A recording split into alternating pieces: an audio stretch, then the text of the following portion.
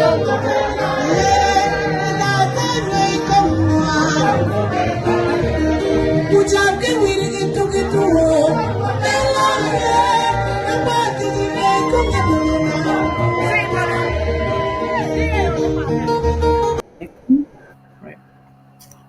everyone. Greetings, and you are welcome to the JMA Connection. This very interesting slot for this late Sunday evening, and we're going to make it, kind of semi-regular that we'll be having this live show every Sunday evening during this entire period where we are monitoring exactly what is going on in our noisy neighbors camp, and also working seriously on the strategies that need to be put in place to get our people, the people of the southern Cameroons, out of harm's way, and also mobilizing, sensitizing, and galvanizing our people to continue to fight for what we believe in, to fight for the freedom of our land, for the freedom of the southern Cameroons. I want to take this opportunity in this moment to let all those who have the opportunity to be watching me now to understand that as Southern Cameroonians, when we're intervening on these issues, our focus is always how to make the Southern Cameroons free, independent, and prosperous. And I want to point out that talking about the situation in La République du Cameroon does not in any way take our attention away from what our focus is, which is total and absolute independence for the Southern Cameroons. Sometimes I see some comments come away from people who feel that perhaps we are paying a lot of attention to what is happening in La République du Cameroon. Make no mistake, it directly impacts the lives of our people. It directly impacts the well-being of our people, and it directly impacts our liberation movement. And so it's not possible to really detach these two. And also, I like to note here that we have seen people sometimes feel that it will make sense for us to just remain clustered with exactly what is happening in our land. We must be interested in what is going on in La République du Cameroon, because our team of experts and the people who have good knowledge in security matters are taking time to observe what is happening, seeing the loopholes, studying the challenges, and making good of exactly what we can get out of this chaos that is ensuing on the other way. We have known all along that this was going to happen. I've said on this platform over and over that this kind of thing was going to happen.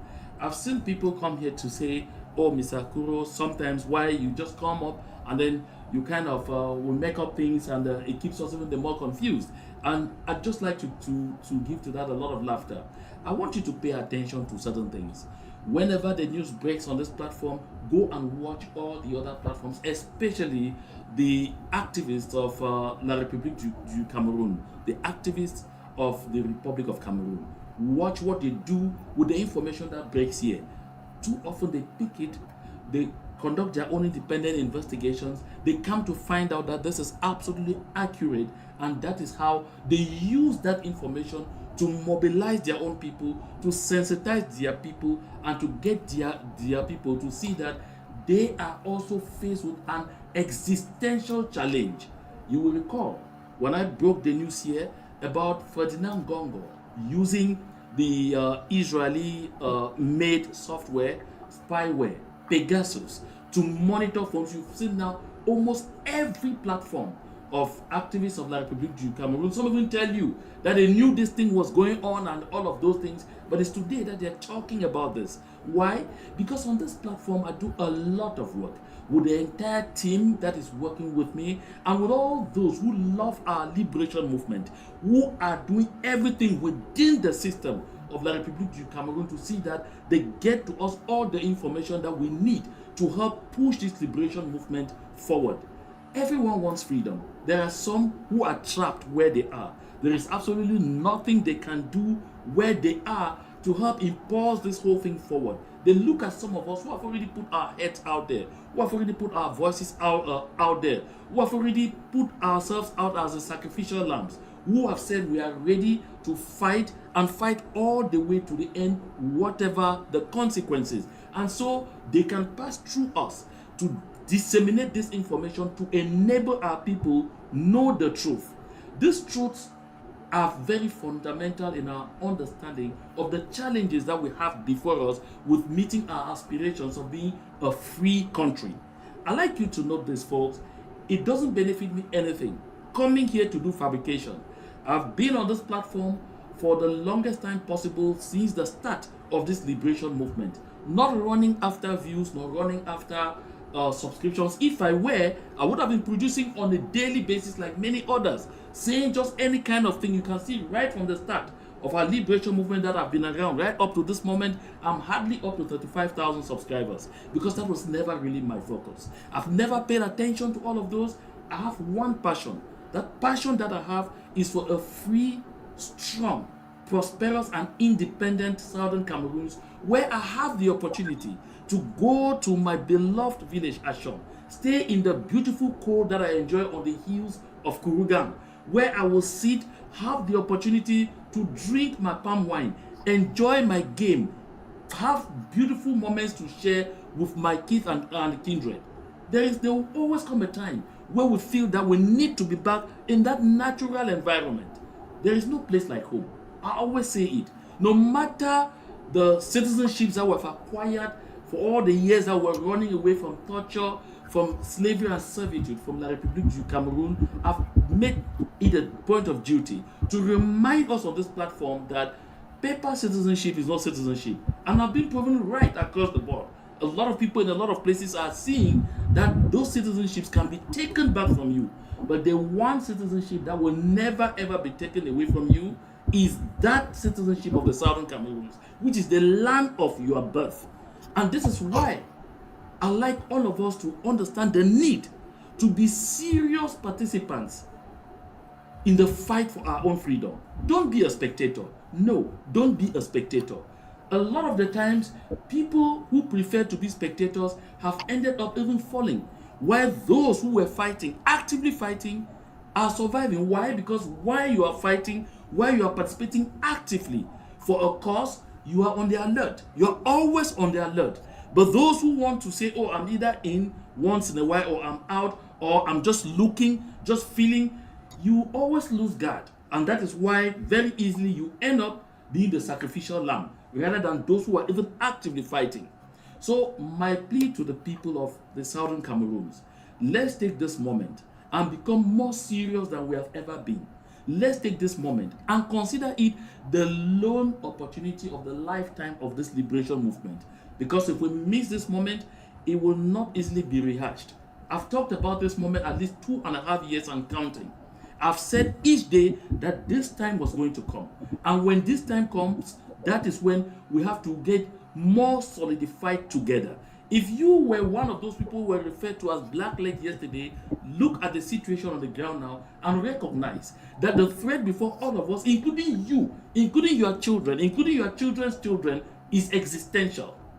If you were standing on the sidelines and watching, and just hearing me say those members of the CPDM crime syndicate that are often referred to have said, I will come here for us to talk about the theory of the elite.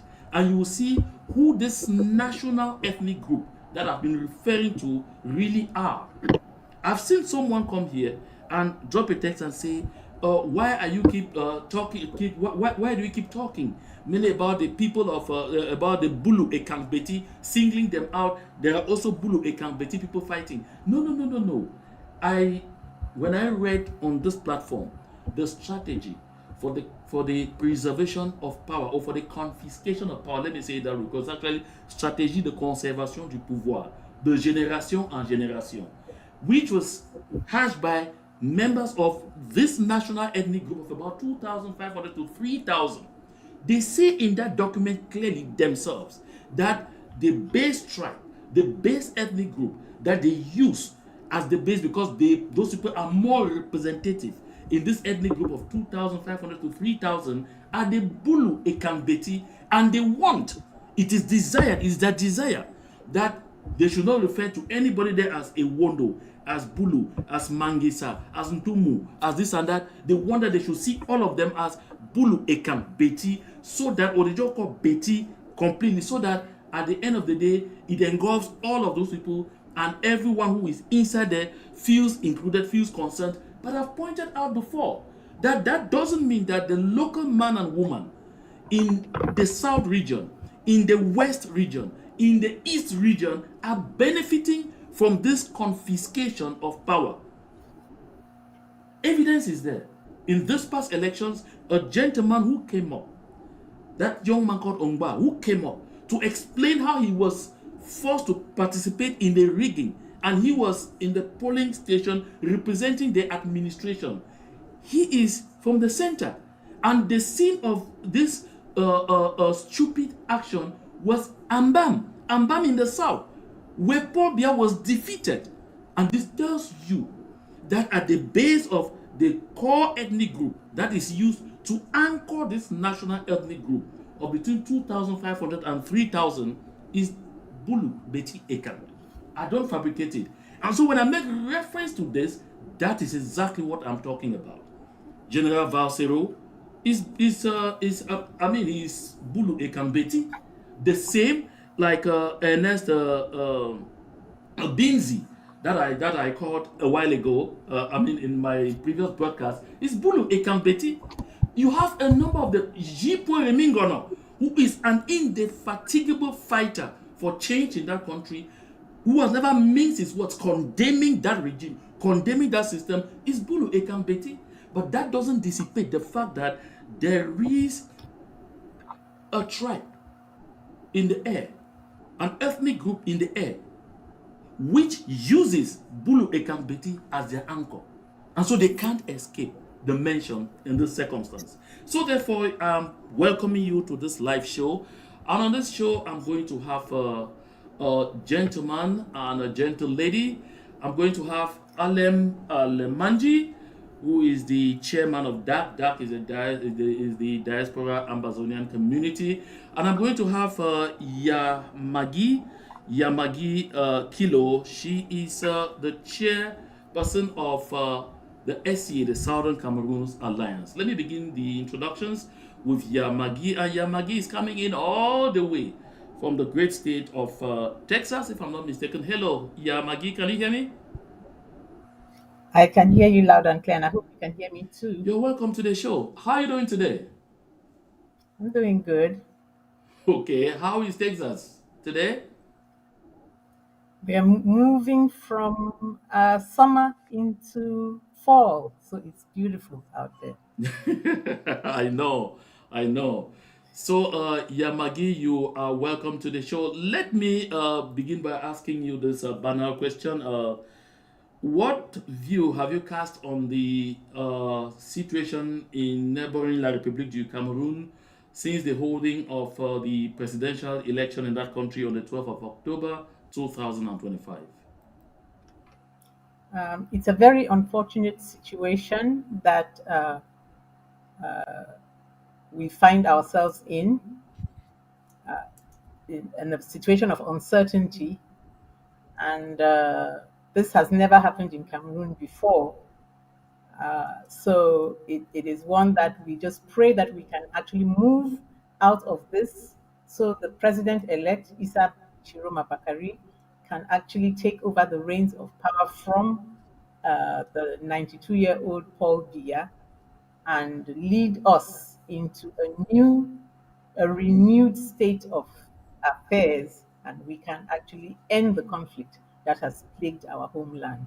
So, how do I feel about this? I just feel that uh, we are going through uncertain times right now, and that the mission of Issa Chiloma Bakari can actually begin, and he can lead our people to a better place. Our youth have suffered a lot. Our young people, women, mothers, children, they've suffered too much. There's been so much bloodshed in southern Cameroons that we need to really get to a place of peace so that development can happen to our people. Thank you. Yamagi Kilo, you just said, I just want to follow up on that quickly before I run to the great state of Delaware, where I'll meet Alem Alemanji. But you just said a second ago that, what we are seeing in Cameroon today, we have really not seen this kind of tension before. Which of them? What is it that we have not seen before? Is it election rigging, which appears to be the BR regime's favorite sport, or you mean the tension, the current tension? Because I know that after every election, they have always expected disorder in Cameroon because election results are usually always not known beforehand. So, which is which? Just for greater No, I'm clarification. talking about, yes, I'm talking about the, I mean, rigging is something that Bia's government has always done, but it's the transition from Bia's government to Isa Chiroma Bakari's government, the handing over of power by uh, the incumbent president who actually lost the elections. That's what I'm talking about.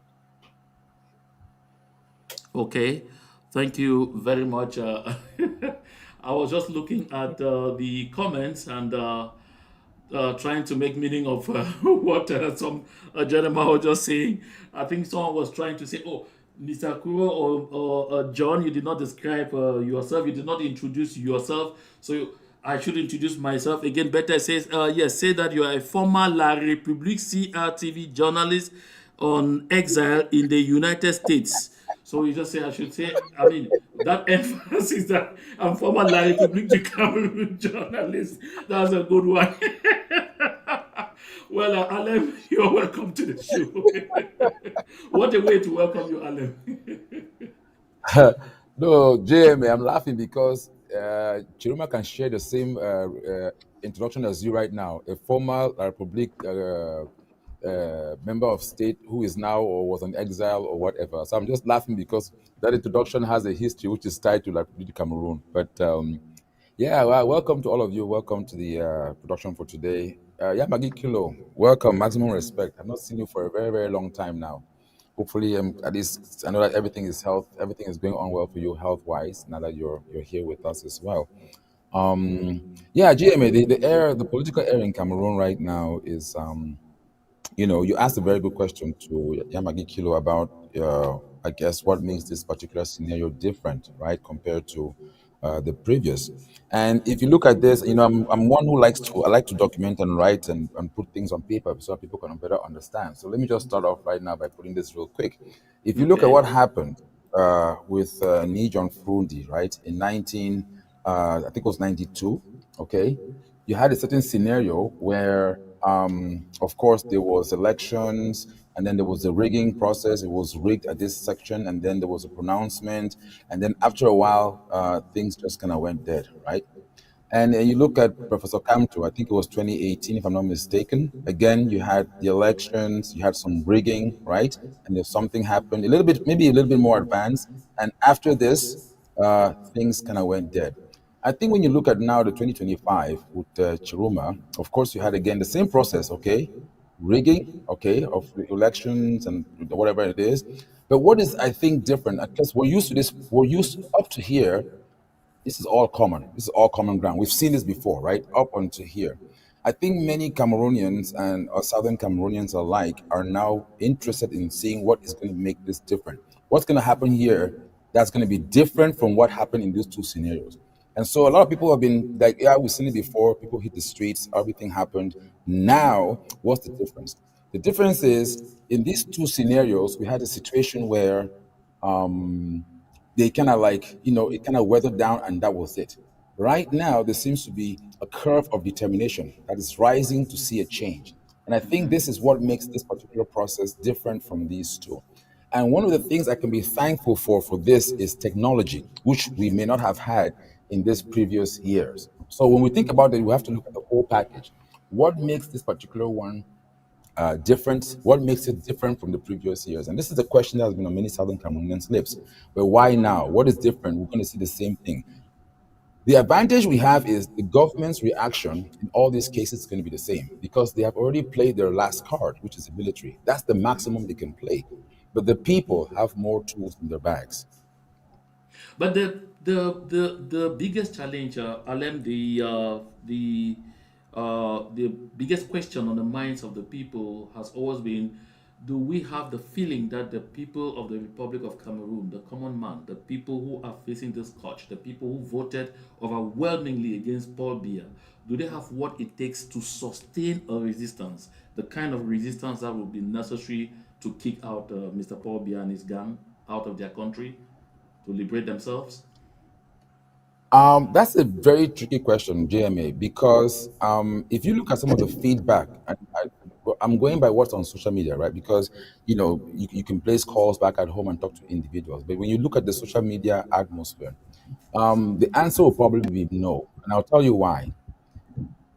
The people in East Cameroon, yeah, La République du Cameroon, this is their first time trying or going as far as the people in Southern Cameroon have gone. Remember that we had a head start. We've done this for 9 years.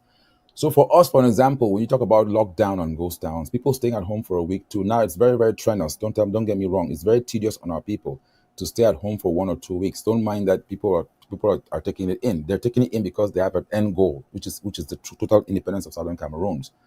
But I think that for people of La Republic origin is a little bit strenuous. When they were locked down for just 3 days, and after 3 days, it was chaotic. People were looking forward to going out and having beers and socializing, and it felt really, really confined.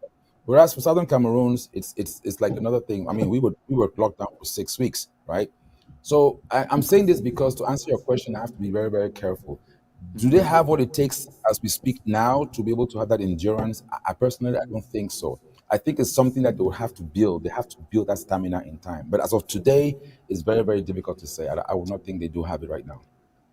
Yamagi Kilo, what do you think about that? Do you have the feeling that the people of the Republic of Cameroon have what it takes to, resist all the way until they get Mr. Biya out of the way? Do you also fear, like others do, that they are likely to disappoint and abandon Isa Chiruma Bakari on the way? No, I'm not really afraid of what will happen. I just know that we are in uh, strange territory right now, and that the resilience that people have to show will come from how passionately they feel that the country needs to change. So when Southern Cameroon started, people never imagined that we would sustain a war with trained military from La République du Cameroon for what, 7 going on 8 years now, and our people are still going strong. So I think that, as they say in Pidgin English, conditioning Njangai back then, That's our true. people are going to be as resilient as their determination and their passion for change. Yeah, Comrade Alem, I'm not seeing you on the screen. I'm still seeing the paper that you were presenting. I'd like you to come onto the screen. And I mean, I'm actually getting back to this issue because it's something that really I feel quite strongly about. They had this ghost towns that ran from Monday to Wednesday, and then they eased off and allowed Mr. Paul Biya to organize his swearing in ceremony. And at some point we saw interurban transportation vehicles were not moving.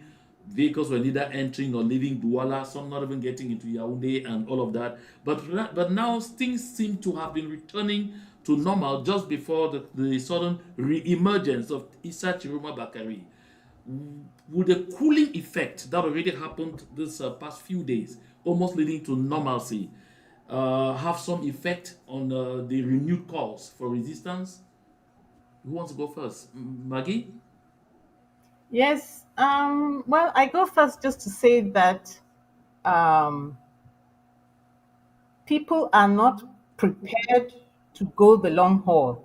But as time goes on, and as they see that, for instance, if Bia goes back to Switzerland today and continues his life there, and people actually see how the country is being run by a group of thugs who don't have the mandate to run the country, they will not sit back on their laurels. I don't think there are any laurels to sit on. I think that the people will be driven by their passion and by what Issa Chiroma also says to them. For instance, if he is using this time now to prepare his government to take over, and he knows that he has the mandate of the people, as he confidently demonstrated, then things will move in his direction. He would also be contacting the people in the diaspora as well as the international community. Cameroon is not a country in isolation. It cannot survive isolation. And if it's isolated uh, and weakened, and if the military actually do perform their uh, job, they will back the people and throw out the dictator. Biya. I mean, we've seen the man. He's neither here nor there. So, in saying this, I just want to really reiterate to say that the preparation that Issa Chiruma is going to do within these next few days, and how he actually presents himself to the people, with his cabinet, with his government, and with a plan for action that the people can buy into and really take to run the country, and have hope. So I think that Cameroonians have suffered far too much to remain in a position of lethargy, and maintain a gang of, I don't know what you call them, in power. Honestly, I really am very hopeful. I am very, very optimistic about the country Cameroon. I think people have laughed at us enough, and I know there are people out there who are prepared to actually demonstrate the resilience that is needed to drive these thugs out of power. Yeah, It happens to all Alan. dictators. Yes. Okay, yes. You were still talking. Maggie, wrap up then. Sorry about that. Yeah, yeah, yeah, no, no, no. I just simply said this happens to all dictators. I mean, if you go down the list, you will see Okay. that the dictators do finish. They do end up by leaving. Yeah, thank you.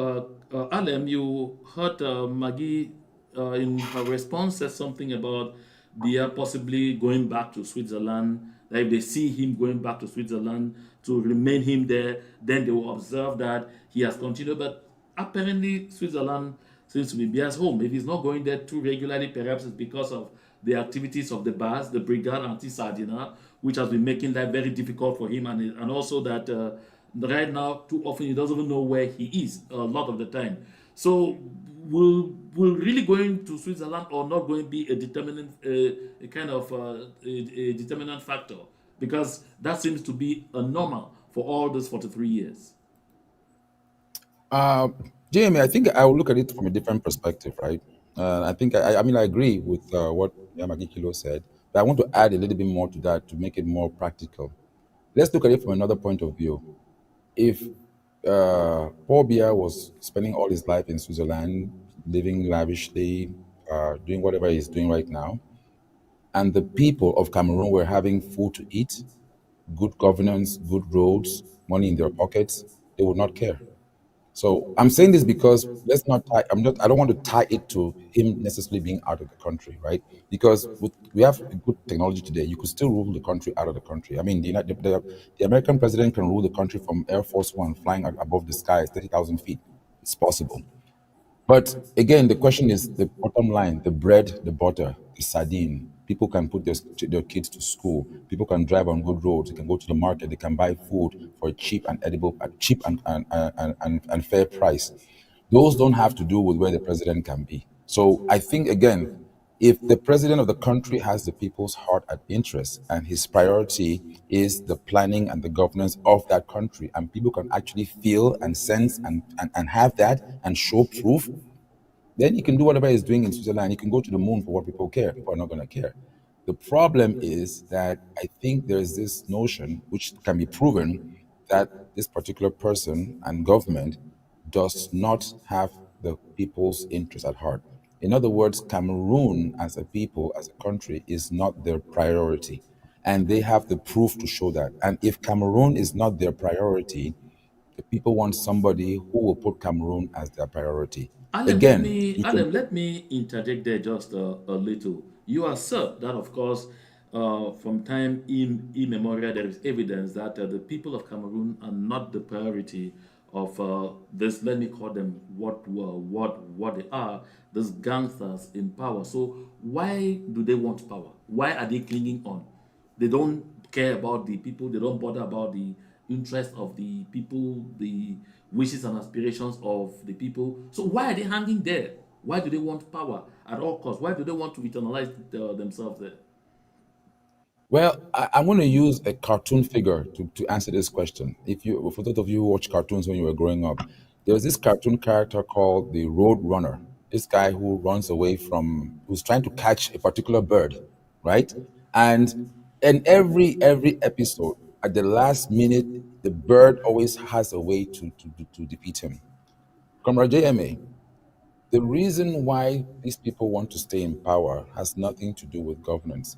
The reason why they want to stay in power is because the alternative solution is worse than what they're going through right now. I'm telling you this because when you have a system that has been in place for 40 years and has done all kind of things against its people, broken all rules in the book. Okay, let's not even go too far. Naira 10, for an example. They've broken international rules, they've done all kind of things. They have some support from external nations, that's true. But the reason why they cannot leave that is because the alternative, which is going to prison, having to face the people, having to face Judgment Day, in other words, Judgment Day may come a lot earlier than it's supposed to. When they look at that alternative, they are pushed to the curve. And so the only other option for their life's sake and for the sanity and for them to enjoy what they have invested, legally or illegally, is to stay in power. So the staying in power is not because of the people.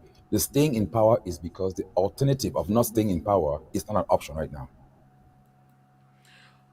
Thank you very much, Alem. And I would like us to watch this short clip. I was displaying the phone number there for someone on the chat who was saying he wanted to get my number to chat inbox to ask some questions inbox because they are perhaps afraid to either talk or get themselves introduced or introduce themselves because of the reprisals that are ongoing in the country at this point in time. Mass arrests are still continuing. Now there are also targeted arrests that are breaking into people's homes, kidnapping them, carting them away to unknown destinations, and families are taking extremely long to be able to identify where their loved ones have been taken to. I've even seen on social media some mother displaying the picture of her son and saying that the son has disappeared since the start of the demonstrations, and that she doesn't know exactly where she is. She has gone to all detention centers, police, gendarme, even to the set and others, and has not been able to see her son. And so she put the son's picture on social media to ask that anyone, just anyone who has spotted the son anywhere should notify her. These are the kind of things that we are talking about. These are the kind of things that show that a system is extremely not just reactionary, but that a system is When you so travel with Hilton evil for to the business, point where they are ready to crush everybody, big or small, as long as that is if you refuse to align with them. They have that belief of you are either with us or you are against us. So we'll watch this very short clip, and after we watch this clip, I'll get back to the studio to my guests for us to have a conversation about what is said right in here. And so we will reserve the last 30 minutes of this conversation to take calls from those who are watching us across the world who would like to participate in the debate. And I'll display the phone number once more. If you want to send your question by text on the private chat, okay, you can do that. That is if you don't want to do this on the chat on YouTube. Let's listen. Dans notre majorité, le président Issa Tchiroma comme le troisième président de la République du Cameroun. C'est à nous qu'incombe la responsabilité de l'installer au pouvoir, sachant la dictature de Paul Biya que nous avons en face. Il est temps et il est urgent que chacun d'entre nous, tous ceux qui m'écoutent, que ce message soit partagé dans les groupes WhatsApp, partout, que tous les Camerounais, sur le triangle national, puissent se préparer pour une grande marche à partir du mercredi prochain. le mercredi 13 novembre 2025, nous lançons une grande marche en tant que le peuple, une marche pacifique, organisée, donc dans chaque quartier, dans chaque ville, dans chaque village. La direction, ce sont les sous-préfectures, les préfectures, le siège des gouverneurs. Et à Yaoundé, c'est étoudi. C'est une marche qui ne s'arrêtera uniquement une fois avoir chassé le régime de Paul Biya au pouvoir. Nous sommes un peuple. Nous avons accepté de participer à l'élection présidentielle. L'élection présidentielle, les résultats dont tout le peuple sait, toute la communauté internationale est au courant. C'est Issa Tchiroma Bakari qui a gagné les élections. Nous ne pouvons pas accepter. Et nous le disons de manière ferme et de manière déterminée. Seul le peuple est souverain. Personne n'attendait, personne venir intervenir à notre place. C'est à nous. Et en diaspora, nous devons nous organiser, comme nous sommes en train de le faire, pour prendre toutes les ambassades du Cameroun. Toutes les ambassades seront prises. Et nous appelons le peuple camerounais au 237. Levez-vous, chers frères. Levez-vous, comme vous l'avez fait après le Conseil constitutionnel. Vous vous êtes levés. Alors c'est maintenant que nous allons démontrer aux yeux du monde qu'impossible n'est pas camerounais. Seule la vérité libère. La vérité des urnes sera dite. Personne ne confisquera notre vérité. Personne ne confisquera le pouvoir au Cameroun. Issa Tchiroma Bakari est le troisième président de la République du Cameroun. Merci. Okay, now, Alem, Maggie, you have listened to this gentleman. In this very firm declaration, he's launching, another phase of the resistance. They're calling on people to get back to the streets beginning Wednesday. Wednesday is November 12th, not November 13th. I think he made an error there, November 12th, not November 13th. And he is asserting that when they return to the street on Wednesday, he's giving targeted areas where they have to be going to. If you're in a subdivision, to the DO's office, you're taking over the DO's office. If you are in a divisional headquarter, you are taking over an SDO's office. If you are at the regional headquarter, you are headquarters, you are taking over the governor's office. And for those in Yaoundé, he said march towards A2D. Unlike the last action, he doesn't give a time limit. He says these demonstrations will now go on and on and on and on until they see an end in sight. And from the way he is putting things here, he also notes that they don't have to depend on anybody anywhere else coming to assist them. Is this a workable strategy? Asking people to go back to the streets. Is it a workable strategy against a brutal system that has demonstrated beyond reasonable doubt that they don't know restraint when it comes to shooting, killing, disappearing, maiming, and even extorting from the people? Let's begin with you, Comrade Alem. When you say, is this a workable strategy, right? Unfortunately, my mind goes back to, trying to make it parallel with what happened in Southern Cameroon. And I think for them, the answer will probably be, my answer will probably be yes. Probably be yes. And this is why. When you rewind the Southern Cameroon struggle, the first few days when our people took to the streets to once again restore their independence.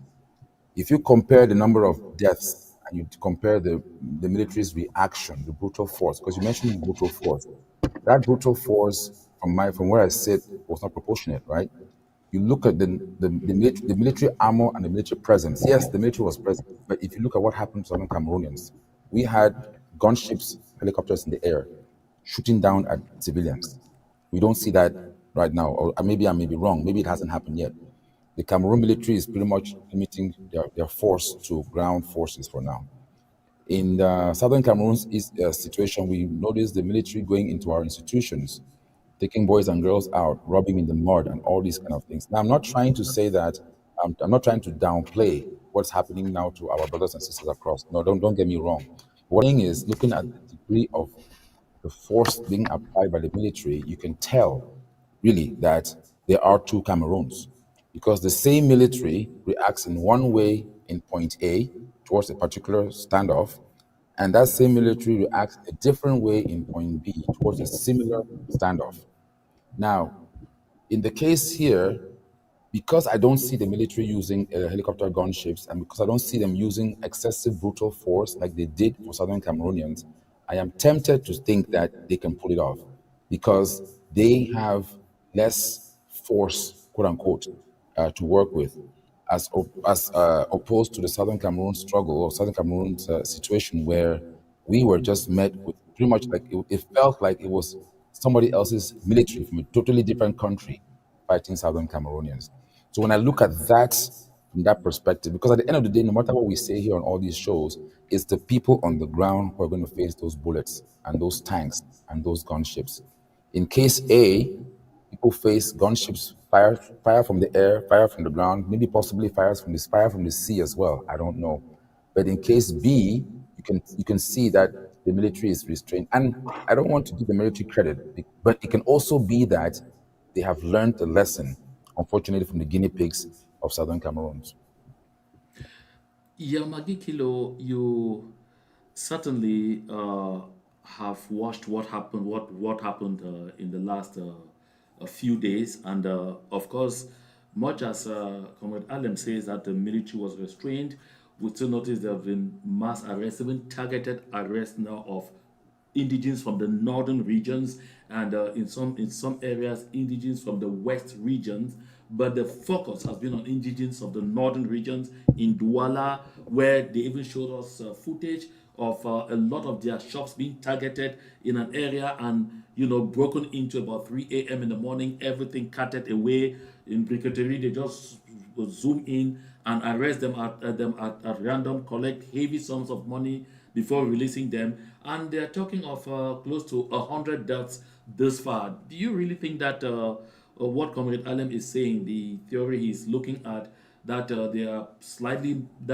a bit more lenient than they would be if this were happening in the southern Cameroons? Is it tenable, and can that be a driving force for the degree of success he's talking about? Um, it's amazing that we do really have two different countries in one, and the Anglophone or the Southern Cameroonian has always been treated uh, with brutality, much harder brutality than we see the Francophone counterparts. But this fight is actually a fight for all Cameroonians. I'm not going to remove the Anglophone or the Southern Cameroonians from this fight because we have become like accomplices in Biya's election rigging, and we cannot give his sham government legitimacy by sitting back and allowing him to just uh, rule over, roughshod over the francophones. So what we should do is actually enter into the fight and fight until we get our uh, legitimate president installed in a to the palace and get the government back in order and working again. So yes, I do agree with Alem, but I'm adding something to it, saying that we our people should not sit back. This is their opportunity to actually take responsibility for their destiny. Whether it is the Arab Spring in Tunisia that actually got Ben Ali to leave the country, or whether it was the war that got some of our dictators that you know of.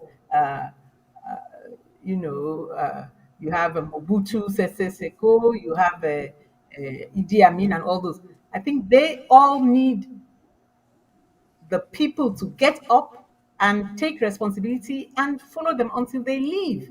Yeah, I'm Bia coming must back. leave. He won't I go. want to I want to interject with you there directly when you're saying our people should not stand by. You know that Yes, the bitter experience our people have witnessed is that over the past nine yes, years, all were fighting yes, and dying because even prior to 2016, the people of the southern Cameroons had led the charge for change in the entire triangle when we felt that we could still live together with these people. We did everything. The Southern Cameroon's territory has always been the epicenter of the resistance to the BIA system. In fact, particularly even That's Bamenda. But we noticed that each time we even called names and all whatnot. And then the experience of the past 9 years has demonstrated beyond reasonable doubt that those people never showed any empathy with what was happening to us. On the contrary, these but same they're forces of law and regretting order they are now. now They're condemning, regretting. they were congratulating Yes, these forces of law and order as being professional, valiant, great exactly. men and women doing a wonderful job. They participated in calling us Absolutely. terrorists, in calling us all sorts of names. We lost thousands Yes, and thousands of people. And even when our people ran into their territory, what did they do? A yes, lot of the time, they exploited them, transformed even our women sisters absolutely. into That sex is their slaves, and shame. have That is done their all kinds of shame. things to our people. Why do you think our people need Yes. to stand in solidarity with them right now? Does that make any sense? Because our No, people feel I like, yes, we are ready to fight. We are not just saying that we're just staying aloof and doing nothing. We want to take care of yes, our business in their business, but not particularly directly taking care of their business. I don't know what you make of absolutely. that. I agree with you that we are not going to take care of their business, our business in their business. We supposed to make sure that we use the the divergence, the time that the military is being pulled in many directions to enter there and give them, a resounding defeat, because if we stay back, and not take seize the opportunity, then they have an opportunity to keep us at war, which is something that Bia and his people would like. But I think that if we all put our energies to defeat this weakened army of La Republique now, then we are all winners. And it is actually when we get the goal, when we get the trophy and we win this war, that we are going to be able to actually negotiate our way out of this, because Biya has not shown good faith to the people of southern Cameroons. He's And what not makes tried you to believe end the that? war. What He's makes not you shown you any you believe that weakness. is support you? This is the condition on We which we are have him coming on in to support record you. You just saying, carry yourselves yes, in. That will look to me like a battle with no hideout. no, we have him on record saying the things that he wants to do, saying he's going to get into this transition, and within that transition period, the war will end. We have him on record saying that. So we're going to hold his foot to the fire. And And you are ready he to take didn't make those politicians for pronouncements. currency. No, I Yeah, think that as let me, I think that as a man, he's shown his face, and we should take his word. Otherwise, then we just go back to being the salt of the earth for Bia to ride roughshod on us. The war wants We need the war to end for our people to begin, because I'm not concerned about Bia rigging the election. I'm concerned more about Bia going, so that we can have peace and our people can prosper. Finally, again, our people can prosper again. That's what I want to see. Yes. Yeah, Comrade Allen, let me get your perspective. I noticed you wanted to chime in there. yeah, yeah. Jeremy, I hear you, right? And I think that your line of questioning um, does echo the concerns of many Southern Cameroonians. From what Yamagikilo just said, we also have to understand what is our end game, right? And how do we want to get there? We know for a fact, because of the way we were treated by the Biya government, that this particular government does not want to deal with us. We know that for a fact. We go back to the meetings that they had with Hassan Wilfred, Agbobala, Fontem, how they began, and when the meeting did not go their way, they now became fugitives and became prisoners. We have a history that proves, a track record that proves that the Paul Biya government, as it stands right now, does not want to hear nor deal or have anything to do with Southern Cameroons in terms of a negotiation, right? They just want to be there to extract, extort, and do whatever. That we know for a fact. Yes, Isaac Chiroma does come from that government. He's been there for many years. He knows the ins and out of the government. But that's the only, I want to say, government official on record, like Yamagikilo was saying, who has admitted the wrongdoings of the government, has asked for an apology, took the risk that he did take to go to Bamenda and actually apologize. He could have stayed at home in Garawa when he was interviewed by Mimi Mefo and others and just say, "Oh, accept my apology, guys. I did not know this was going wrong." That he did not have to risk his life. Yes, he was surrounded with armored vehicle and everything, but it is still a risk knowing how our boys are well armed and could take care of that. But he took a risk to go to Bamenda and make the apology. Now, let me assume for a second that even all of that is fake, right? Like Yamagi Kilo said, we have it on record. And also understand that unlike the previous presidents of Cameroon, Issa Chiroma will be the first person that has actually been quote unquote elected. In other words, the people's choice. Now, within that choice, you do have a small, limited amount of support from Southern Cameroonians who also support him, not because they love him. And we have to get to that fundamental difference. It's not because of the love of Chiroma that he had the support of those Southern Cameroonians. It's more or less the hatred for the existing system under Paul Biya. Now, when we leverage that information and consider the fact that with the existing regime right now, the chances of us even coming to the table to sit and talk about Southern Cameroon is close to zero, or maybe even zero. However, with a Chiroma regime, there is a possibility, maybe it's even 5%, right? Now, if you are an engineer and you're trying to build a structure, and there's one that has a 5% survivor and another one that has a 2% survivor, they're all close to zero. They're all crashing. But you would put your eggs and basket in the 5% survivor project. Now, I don't think that Southern Cameroonians should be also fooled and stupid. Ronald Reagan once said, when he was dealing with communism in Russia in particular, with I think it was Boris Yeltsin, if I'm not mistaken, or I don't remember which president it was, but there was a common phrase that Ronald Reagan made: trust, but verify. I give you a handshake, I'm trusting you, but I'm going to verify.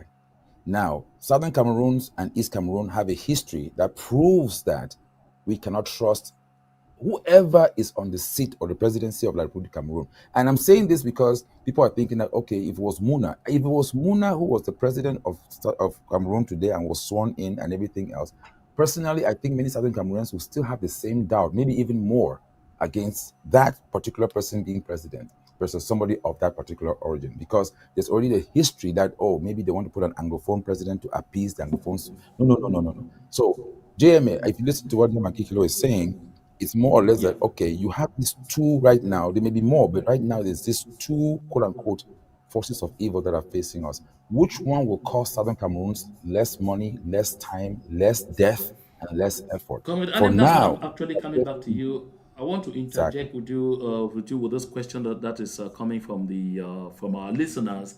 One is asking the way you are talking when you say, okay, yeah, maybe the chance is zero. With Chiroma, maybe the chance is about five, even if it's just 5%. Says that's seeming a bit beggarly, and that says this seems not to be the kind of mentality or the kind of approach you want to take into an arrangement. And this lady who put this question is reinforcing exactly what I asked.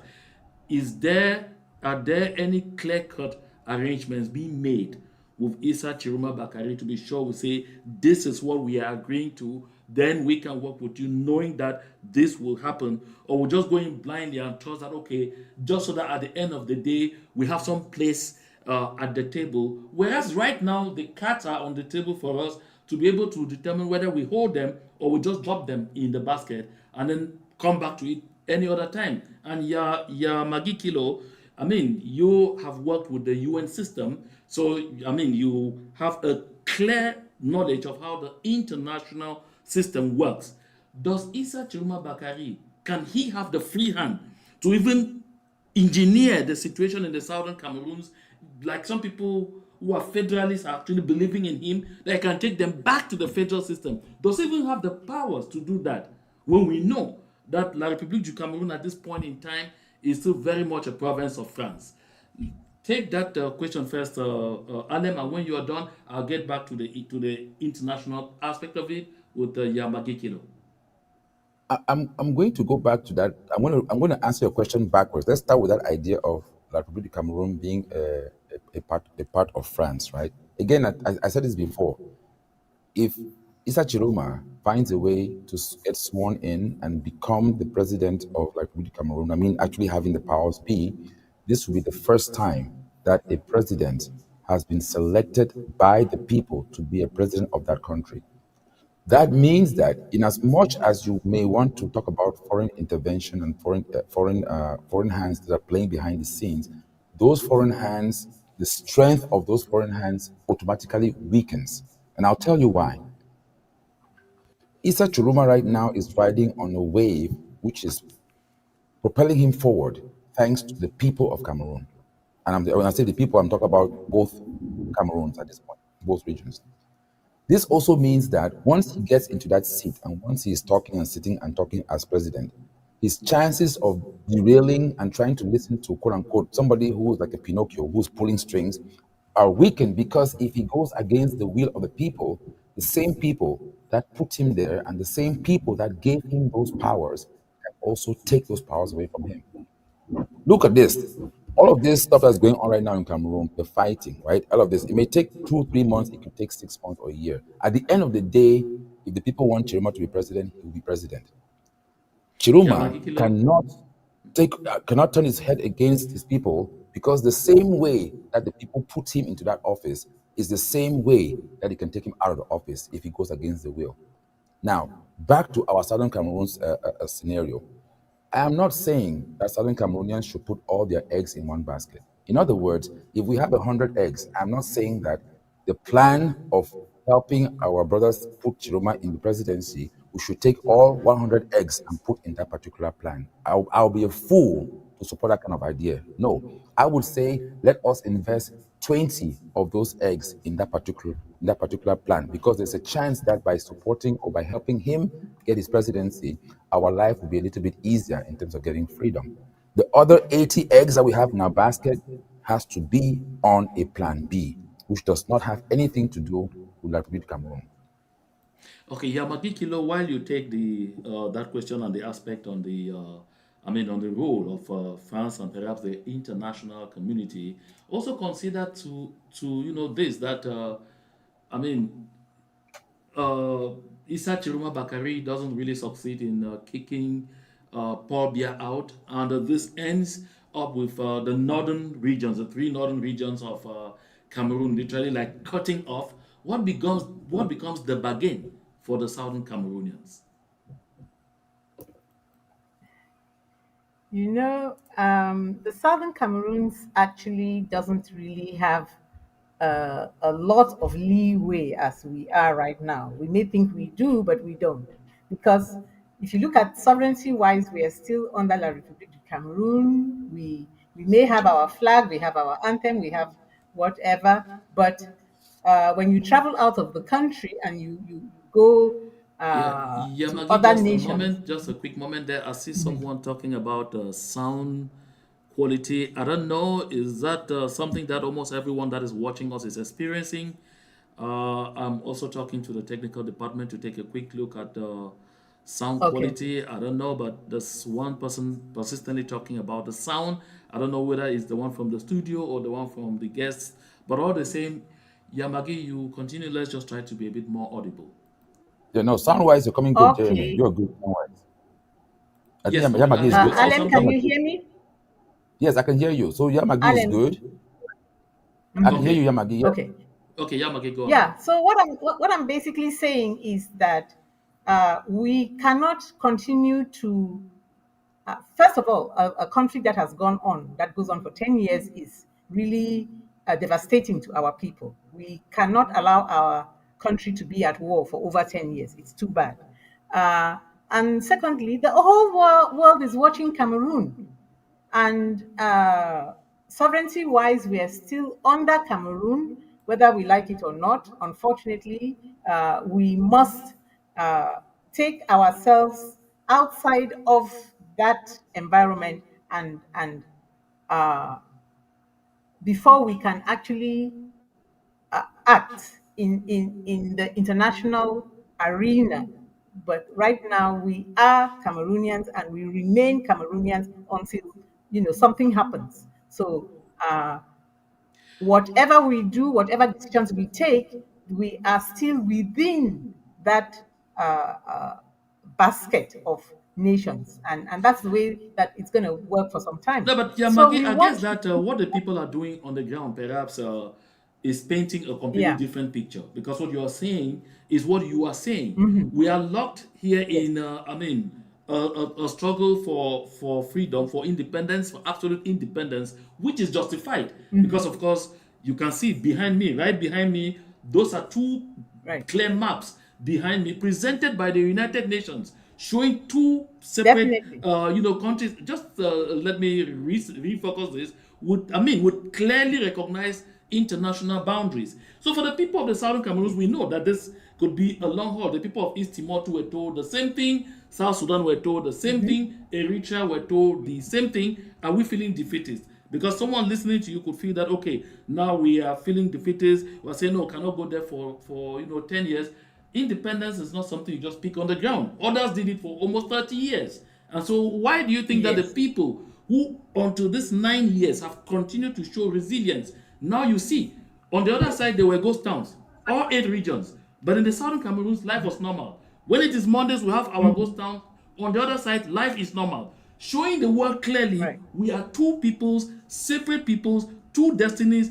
We don't have the same focus and we don't have to be together. Would it not make sense to continue to hammer that home than trying to say that, okay, let's get frightened off because things have not moved as fast as we No, expected and no, then no. we That's still not what belong? I'm not. That's not what I'm saying. I'm not saying Yes, we should frighten out. I'm saying we should be yes. smarter and use the situation to our benefit. Yes. So we have experts within Southern Cameroons that can actually come out with a plan that we can follow up with the UN and international community to make sure that we seize the moment. That's Okay. what I'm saying. Yes. So we seize the moment in a multifaceted approach that we take to the resolution of this problem, knowing that the one person who would never, never, never want to see change come to Southern Cameroon is Paul Biya, and he is not the person that we would stand with. So we go with the one person with whom we can actually reach an agreement and take some actions that would lead us into a place where we can change the lives of our people and change our destiny. That's what I'm saying. Yes, Yamagi, what do you say to this gentleman on the chat who asked, why are Ambazonians suffering from an identity crisis?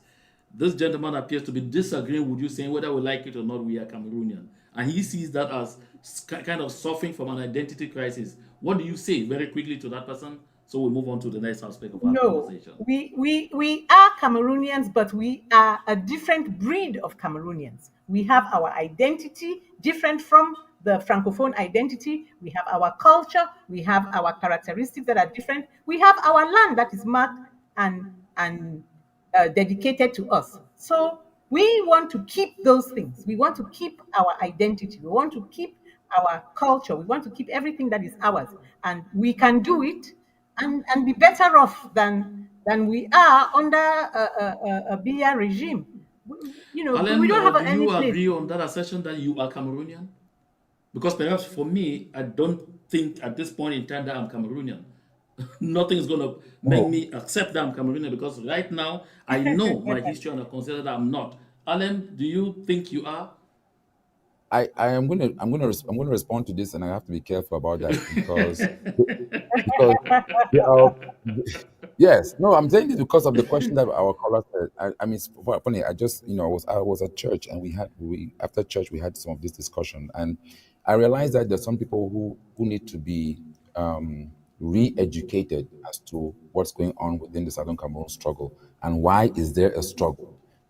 There are Southern Cameroonians, right, who grew up um, all their lives in Douala or in Yaoundé. Trust me, their views of the struggle, from what I'm finding out, is totally different from Southern Cameroonians who grew up in Bamenda, in Boya, in Tico, in all the different areas of with Southern Cameroon. And I'm not saying this to try to again to add further discrimination among Southern Cameroonians, but I'm saying this is a reality. So when Yamagi is saying that as Cameroonians, it's about reality. Right now, whether you're a Southern Cameroonian or not, if you want to travel out of that triangle called Cameroon and go to any country, you need what they call a passport. On that passport, it shall say Republic du Cameroon, the United Republic, Republic of Cameroon, with the flags green, red, yellow, with the central star in the middle of that flag. That's what that passport will say. That passport is required for all Cameroonians, be you Southern Cameroonian or East Cameroonian or La Republique or black, yellow leg, blue leg, whatever, so long as you're within that confined space that the world right now treats as Cameroon, you are considered and called as a Cameroonian. So, JMA, to answer your question, Thank yes, you. in that perspective, my answer will be yes. However, within the triangle that we call Cameroon, we truly realize that on the paper, even on the international scene, the paper the UN has, she clearly has a distinction between, like you show on those maps, the Southern Cameroons and East Cameroon. But the reality of the fact is that the world does not treat that document yet as a reality. So right now, you and I, even going to that country, if I go to the American embassy now and I want to have a visa as an American citizen to go to that Boya or Bamenda, I cannot go and be arguing with the American ambassador or the passport area. Oh no, I'm not going to Yaoundé. I want a visa to go to Southern Cameroons. I want to go to Bamenda, Southern Cameroons. They will look at you like a fool, and you will be a fool at the embassy to try to insist that. So let us try to keep away reality and what's actually happening. Unfortunately, we have to do that now because the world still treats that particular block as Cameroon. So in that perspective, JMA, all of us will say, yes, we are Cameroonians. So I'm trying to, Yes, again, and Alan, I thank know and you. I understand. Yeah. Wait, let me conclude that the other issue too among us is that, and I'm not trying to say this coming from a negative perspective, but as communicators or as educators, we have to be very careful when we find ourselves in different spaces. Somebody who is, for example, a doctorate, right? Somebody with a PhD having this conversation in a room of 15 people with other people who have PhDs, when they talk in that particular language, they're going to understand themselves. Somebody who has a high school diploma or first degree, sitting around other people who have a first degree, when they talk, they will understand themselves. There's a little bit of a rifle and problem or problematic issue when you have a table and somebody with a PhD, for example, is talking with somebody with a first school or high school leaving certificate about this Cameroon issue. And I'm saying this because among certain Cameroonians, we have to also realize that the different levels and degree of education also hampers our communication. So when you're talking to somebody, you have to speak in their language. I'll leave it at that for now.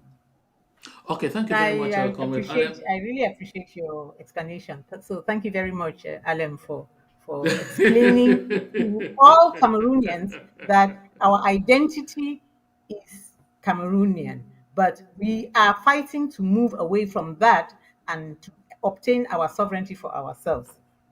Yeah. Okay, thank you very much, Yamagi Kilo. We will take a 30-second break, and then when we come back, we change the subject matter very quickly, and then we will open the lines. We will take some calls, and then we'll wrap up the program. Thank you.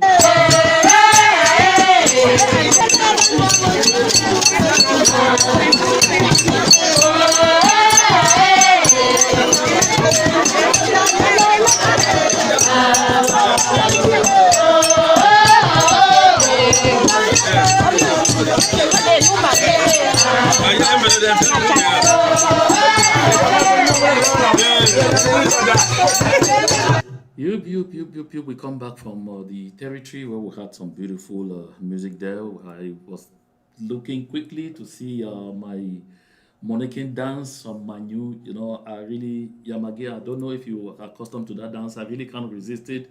When that Monacan dance is turning like that, I mean, I can't afford to hold my body.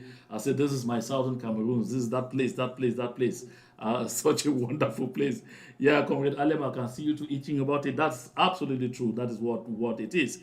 Before I move on to the next segment, I want to look at some of those messages coming here from the chat. One says, that's Afino says, until something happens. I'm sure they're referring to the response from Yamagi Kilo. So why or that who or what causes something to happen?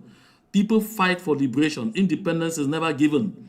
There have been wars longer than ours. She's a Cameroonian. We are not. Well, I guess that was fully explained. And if we understand the context that she's talking about, Yamagi Kilo, of course, is an indefatigable fighter. She's been an early bird fighter for the freedom of the Southern Cameroon. She believes, just like you and me, in our fight for a free and independent Southern Cameroons. We are not discussing here about whether we should have Southern Cameroons or not. We are discussing here about how we get to Southern Cameroons. That's exactly what the discussion is all about. Another one says, Yamagi seems to believe she is a Cameroonian. No. Again, I think Comrade Alem did explain that one out so well. I want to say, so culture is not an argument. Historical ties, yes, but not culture. And then this one says, coastal tribes from Southwest are culturally connected to Sawa from Douala. Northwesterners are Grafi, that is Bamileke. Well, I don't know what you are talking about. I guess you are aware that there are a lot of our people who have the same culture with people in Nigeria. Does that really make them Nigerians? That is a stupid argument that has often been brought by La République du Cameroon to try and say, oh, we are this, we are that. If you are looking at things from that perspective, then there are people in the south region of La République du Cameroon who rightfully should be in Gabon, or there are people in Gabon who rightfully should be in La République du Cameroon. Colonial boundaries didn't take care of all of that. They separated even families. You want to know the home of the family of late Minister Amadou Ali is separated by a thin line. Part of it was actually going to be on the Nigerian side, and the other part in the Cameroonian side. I guess since he happened to have been part of that commission, they managed to see they could shift the line just small to make sure they bring the rest of his family inside Cameroon. This should tell you exactly what that is. So that is no argument to say that we are supposed to not fight for what we believe in. So they say is it Anthony Tabe says what that nonsense in La République du Cameroon going to continue in perpetuity? No. If it has to end in this manner, so be it. Of course, put La République du Cameroon out. Answer the question. Is it I guess instead talking here to Comrade Alem is a direct question. You claim that identity and impose it on the world. Well, I don't know. They say the problem with the Southern Cameroon movement is lack of clear goal that can be accepted both nationally and internationally. That is an issue that we're going to be verifying, if not in this conversation, in another one. He said, for me, we are still acting and are being perceived as second-class peoples. You can broaden that in so many ways. Sure, madam, your strategy is wrong. Well, you're talking there to Yamagi Kilo. Then Akbar Tabi says, Luke 9:26 says, Jesus says, no man having put his hand to the plow and looking back is fit for the kingdom of God. Oh my goodness. Yamagi Kilo, I guess you are coming Aleph hear that. They're saying because you put your hand to the plow and if you are looking back, it means that you are going and looking back. I guess he's trying to say, be careful, you will not turn that, you don't turn into the back of salt, like Lot's wife turned into the back of salt. So, very 30-second reactions from you both on those comments. Then we move to the next. I think Ism says one says, did the Israeli call themselves Egyptians as they were living in Egypt? Living in Cameroon does not make us Cameroonians. Quick 30 seconds reactions to those. Then we move to the next. Let's begin with you, Yamagi Kilo. 30 seconds. Okay. Yes. You don't need to call yourself a name to have your identity. So let's not pull our heads apart because we are trying to find a suitable name for ourselves. We are half Amazonians, Southern Cameroonians, Anglophones, whatever, but we know who we are. Okay, so I'm not going to lose sleep over that. What I want to do is to find the best way that will get me to the homeland and develop that homeland for the future, for the younger children who are coming behind us.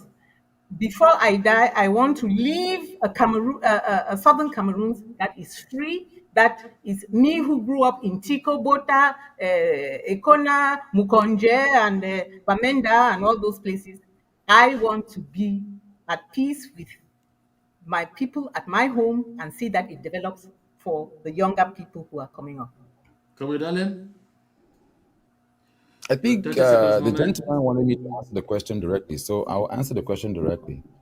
Am I a Cameroonian? No, I'm not a Cameroonian. I don't have a Cameroonian passport. I don't have a Cameroonian ID. I don't have the required documentation that it takes to be a Cameroonian. So therefore, I'm not a Cameroonian. Thank you very much. We will listen very quickly to Issa Tchiroma Bakari here. And then when we listen to Issa Chiruma Bakari, we will come to the studio. We round off for about a few minutes, then we open the lines. Persécutés. Je voudrais donc également attirer l'attention de tous les Camerounais, mais en particulier de tous ceux qui ont foi en Dieu, du sacrilège, de la profanation auquel s'est livré le président Biya lors de la soi-disant prestation de serment. Le monde entier sait que Biya n'a jamais été élu.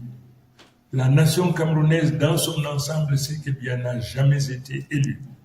Mais qu'il se permette de poser la main sur la Bible au nom de Dieu. Il apparaît donc aujourd'hui à tout le monde que pour M. Biya, Dieu n'est qu'un instrument qui lui permet donc de réaliser ses basses besognes. Je voudrais donc dire à ce régime qui pratique du gangstérisme d'État, qui se livre à du terrorisme d'État, qui arrête à tour de bras, qui procède à des purges ethniques, des purges au faciès sur l'ensemble du territoire. Je voudrais donc demander à ce régime, du haut de ma responsabilité, parce que élu aujourd'hui de la République du Cameroun, de cesser cette pratique. Les Camerounais n'en veulent plus, les Camerounais n'en peuvent plus. Et pour ce faire, je leur donne 48 heures pour arrêter, pour libérer sans condition tous nos enfants, tous les Camerounais qui se trouvent aujourd'hui dans les prisons du Cameroun de manière générale. Je leur donne 48 heures. Faute de quoi, le peuple camerounais se retrouvera en légitime défense et se sentira libre non seulement de se protéger, mais également de tout faire pour protéger leurs enfants et les récupérer partout où ils se trouvent. Voilà l'information cardinale que je me devais de porter à la connaissance de tout un chacun, mais en particulier, une fois de plus, le divorce désormais qu'il y a entre le président Biya et les religieux, quelle que soit leur obédience. Je vous remercie. So, we have heard Issa Chiroma Bakari there, and I suppose Comrade Alem Yamagikilo, this appeared to be very strong words. First, Issa Chiroma Bakari, I'm sorry, I absolutely had requested from the technical department the English version of that communication. Unfortunately, they proposed to us the French version, so I'm sorry that we had that mix-up. But we have heard Issa Chiroma Bakari very clearly, and I mean, what he's saying, he's not mixing words. That's a very strong declaration right there. He's urging the Biya regime to immediately release all those who have been arrested, in Cameroon for, their opinions, whom he considers to be either prisoners of conscience or prisoners of, thought. And at the same time, he's dishing out an ultimatum saying he's giving that country 48 hours to release these people, failing which he says the consequences will be clear. They will bear responsibility for the consequences that will ensue from that denial. But before that, he was making clear that he is a legitimate president of Cameroon. The world can now see that Paul Biya is an impostor because Paul Biya has never been elected by the people. And he described Paul Biya's act of placing his hand on the Bible and taking oath of office for a mandate that he knows clearly he never won. And he says that should actually mark a divorce between Paul Biya and true Christians and the Christian church. Your first reaction to that, this seems to me a serious escalation. Issa Chiroma Bakari had been silent for 3 days and counting, and there were already a lot of speculations. Now people thought that it could be a cooling down, but he has emerged and the tone has rather gone higher. What is your reading of this, Yamagi Kilo? Yamagi Kilo, can you hear me? Oh, unfortunately, she's frozen. Comrade Alem, can you hear me, Comrade Alem? Yes, let's go Yes, with you I can hear while I you. find out what's going on with Yamagi Kilo. Yes.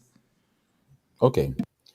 So I'm going to answer this. I'm going to look at this like I'm going to give a two-tier response to this question. And again, it goes back to what I said about Issa Chiruma Bakari, right? This is the people's person. So he does not have to sit in a box or in an office or on a chair in a 2D and take an action as a president.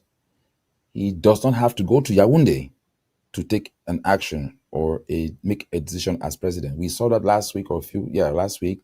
He told the people that we shall have a ghost town for 3 days. He made a declaration from probably his home in Garoua, and there was a ghost town for 3 days. That's what happens when you are a people person, when you are a person that has been picked and selected and chosen by the people. You have that power to do that.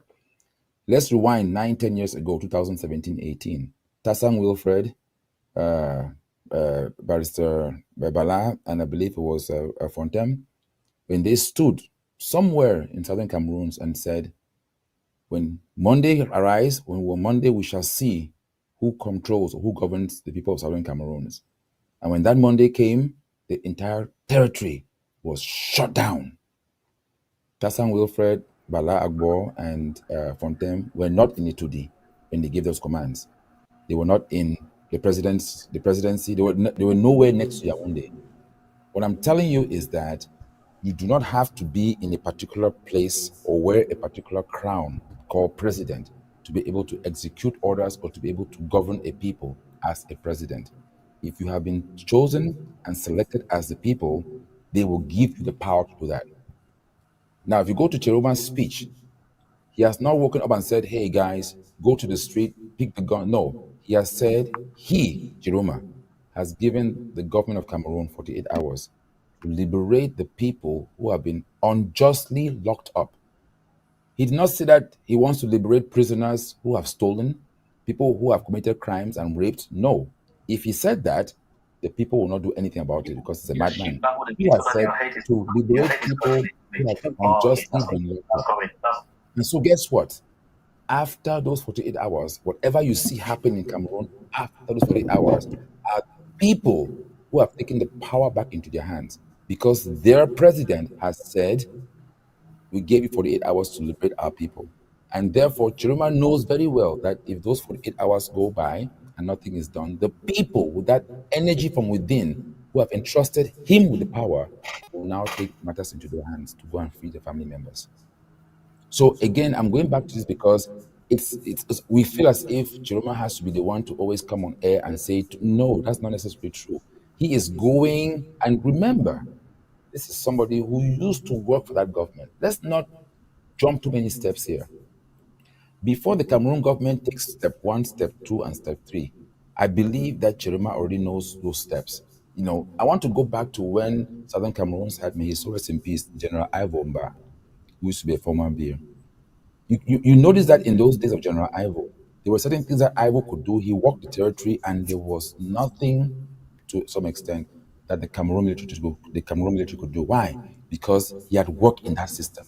He knows how the bureau operate. He has the information, and he was blessed to have worked with them, and then taking upon his opportunity to come back and try and help his people. So when I try to equate that with General Ivo, someone like Chiroma, these are people that have there's something that they have that we don't have, is that they have worked in the system.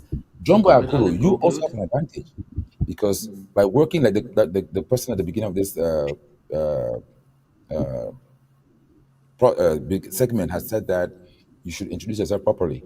By being a former CRTV journalist, for an example, you have that knowledge and you have a foresight because there are certain things that you have worked with these people and understood certain things so that before a card is played out, you are already 2 or 3 steps ahead. People like yourself, people like Eric Chinje, these are you guys come with I mean, it's I would consider it as a gift. I think Southern Cameroonians should embrace that because somebody who has worked in the system knows also the loopholes of the system, which many of us outside do not see. Yes, Yamadi Kilo, you heard Issa Chiruma Bakari in that 3 minutes, 30 seconds declaration. He seems very, very firm and somehow even very belligerent. Do you have that feeling that Issa Chiruma Bakari appears to be, keeping all the options open which means he may be looking at going even tougher than just sending people into the streets. Oh, yes, I believe he's the man for the moment. That we've had these failed rigged elections in the past, but never arrived at this point. And he is the man for today. Uh, he has the experience. He's coming from the inside, not from the left field, and he has the authority. He knows where all La République skeletons are buried, so he will get Paul Biya. So I believe he will. I'm very very optimistic, yes. And he knows what he's doing. So, does it kind of frighten you that we may be getting to a full blown bloodbath? Because I don't think anyone is naive to think that Issa Chiroma Bakari believes that within those 24 hours, Paul Biya or the Biya system is going to set those people that they have captured free. Do you think that Issa Chiroma believes that the Biya system will do that within 48 hours? Well, let's see what the BS system is ready to do. Because, like I say, we've never been here before. There's never been a legitimate president in La République du Cameroon that has the mandate of the people and that is ready to exercise that mandate. So let's see what he will do. He's also spoken to the military. You are forgetting that Adni John Frundi had a mandate of the people in 1992. Yes, but he did not have the experience within government to exercise his mandate and to use the authority that Issa is using at the moment. So this is a Okay. new place for us, and that is why I say Issa Chiroma is the man of the moment, and Okay. he's made for this particular situation. And let's see, he's spoken to the military, he's addressed different aspects of different populations of the country. So let's see what that is able to buy him. Yeah. And he's Yes, ready. I mean, he said he's not going anywhere. He is ready. yes, Alem, I'm coming back to you. Issa Chiruma Bakari seems to say that, he has said before that he had all options on the table and he had actually broken his program or his response, his reaction to the Bia election banditry to he had detailed it. He said we're at phase three. And now, when he came to speak today, he did not talk about phase four, although some people have already called, strict actions. But today, he rather came, dished out an ultimatum. And there were some declarations Issa Chiruma Bakari made during the election campaigns where he actually settled down to express that it's like he knew that going into the elections, he was not naive to think that he could win and be declared winner because he said all members of the of Elecam were well-known CPDM militants of the Electoral Board of Elecam, all members of the Constitutional Council except one, that's Professor Nkwi, were well-known militants of the CPDM and all of that. So do you have that feeling that Issa Chiruma Bakari, even if he intends to go all the way, do you have the feeling that he may have what it takes to face the Bia regime that is literally a military regime? Does he have the later force? Do you think he could have the later force to face the Bia system? Um, I think that the force that Jeroma has right now, which surpasses any kind of force, is the people force. And let me explain this again. I like to use my little diagram here, right? So when you look at the way it is right now, you have, let me put it this way. You have over here Chiruma, right? I'm going to demark him with a C, okay? Issa Chiruma is not just an individual being. He is somebody who is plugged in. For an example, he's talking to the international community, okay? He is talking to East Cameroonians, okay? He is talking with Southern Cameroonians. He is talking with specialists. He is talking with Chris Arno. He is talking. So why I'm saying all of this is that before Issa Chiroma goes out and says something, right? He has considered advice and information from all of these bodies. So, for an example, you and IJMA may be sitting over here in this small basket, and we're expecting that, okay, we have had a communication with Chiroma and he says this and that, and we want him to run off with this. But before he goes out here, he has had this communication. Oh, by the way, he also has the experience from the Cameroon government. I'm going to put it over here. Okay. So when he comes out here and says, I give you 48 hours, why did he not say 22 hours? Why did he not say 72? Or why did he not say 2 weeks? All of these are good questions to ask. He gave 48 hours because he has considered all the information that's been given to him here before he made that decision. Also knowing the strength and weaknesses of the Cameroon government. That's how he came to 48 hours. So to answer your question, does he have the, I believe he does, because again, he has the people power. And with all this information, it has guided him to make that decision to carry out this idea of having 48 hours warning notice to the government. At least he's giving them a notice. Now, he could have also said, you know what, tomorrow morning, if you don't release them by tomorrow Monday morning, all hell will break loose, right? He could have done that too. But again, based on all this information that he's getting from here, it allowed him to give that particular number. And you will see come Tuesday or come Wednesday why this particular number became a valid number. We shall see that because of what the people will now decide to do if in 48 hours that doesn't happen. Now, also mind you that by giving 48 hours, the Cameroon government is also not at ease. And to go back to the idea of Ni Fu, for an example, what was the difference between Ni Fu and Chiroma? I'm going to go back to Cameroon as the map when we drew this country back then in those days. You know, we have our so-called beloved country, whatever, right?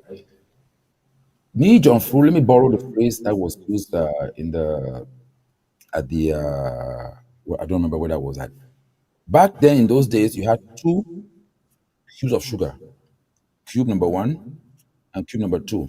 This is all that the government had to worry about as headache, right? Right now, we have three, four, five. So in terms of the Cameroon government, they have 5 cubes of sugar, which apparently are looking so tough and are refusing to dissolve. Very soon they'll have 7 cubes at 8. As, I'm saying this from a point of joking around, but I'm serious.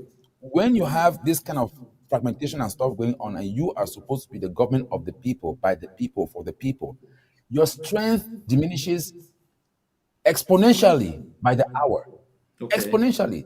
The strength of the Cameroon government today, having to deal with 5 cubes of sugar, is not the same as the strength of the Cameroon government when Ni John was elected president of Cameroon, and they only had to deal with 2 cubes of sugar. So this is very, very important. We need to start looking at some of the facts. I mean, yes, we all have emotions, we all have our wishes, and we all want to see things done immediately. But Southern Cameroonians in particular, and Cameroonians in general, we need to also give room for those who are making decisions to make the decisions, and hopefully they are making decisions in the interest of you Cameroonians or you Southern Cameroonians. And when and if it fails, I think only then should we be able to now, question that decision, because people will make Okay. mistakes. I mean, we have parents at home. Our parents also make mistakes, but we never doubt that our parents Sure. don't love us. Yeah. Okay, Comrade Allen. Yes, thank you very much, Comrade Allen. I think one other thing too that could be embolden Issa Chiruma Bakari and those who are fighting with him.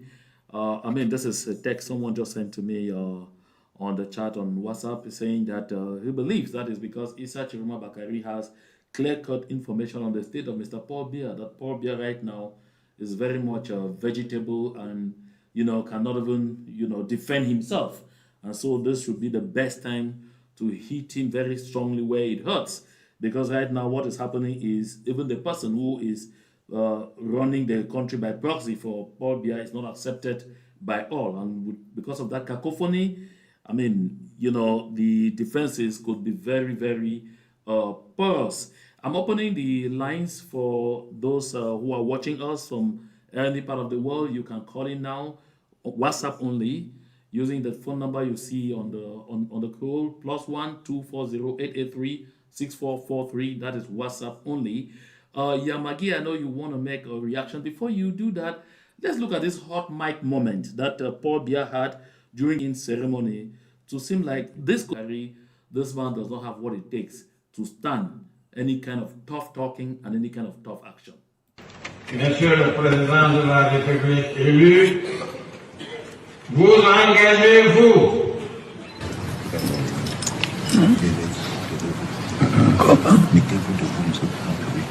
Maintenant, je dois me lever. Oui, c'est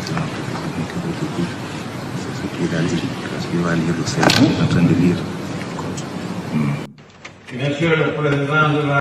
So you can see from that very brief footage that Paul Biya absolutely appears not to have what it takes to kind of, withstand any pressure coming in from Issa Chiroma Bakari. So because he doesn't have what it takes to withstand that pressure, this could be, I mean, this is why perhaps Issa Chiroma Bakari thinks this will be the best moment to really hit him and hit him really hard. I don't know how you read that, Yamagi. You were indicating you wanted to say Um, something. Yes, I am actually, I have a very opposite view of these shenanigans that your uh, President Biya has been doing over the years. This is the man who told us that if we wanted his funeral, how many years ago we should come back? How many years? In fact, I think 20. he's a very arrogant and pretentious fellow because he comes to Washington D.C. and he pretends to do his whatever hot mic moment, asking the same questions. It's the same show that he's putting up with the people at the National Assembly there. I think it's all pretense. He knows exactly where he is, what he's doing, and how he wants the people to see him. He's a big play actor. So I don't really believe that his thing. I think that Isa Bakari Chiroma Isa Chiroma should actually give him the hardest punch that he can give, because that guy is a big pretender. He's a great pretender. Thank you very much, Yamagi. Comrade Allen, you want to chime in on Yeah, that too? I'm going to come in on this. I'm just going to ask you a very simple question, JMA. Either Paul Biya is a liar, like Yamagi is saying, or the French ambassador who went to the presidency and came back a few months ago and told us that Paul Biya is strong. He seems to have his wits together. He has a sense of where he is and what is. So one of them is lying. It cannot be. They both cannot be telling the truth. So I'm going to ask you, which of those two are lying? Is it Paul Biya or the French ambassador? Comrade Allen, thank you very much. We have someone on the line. Hello, sir.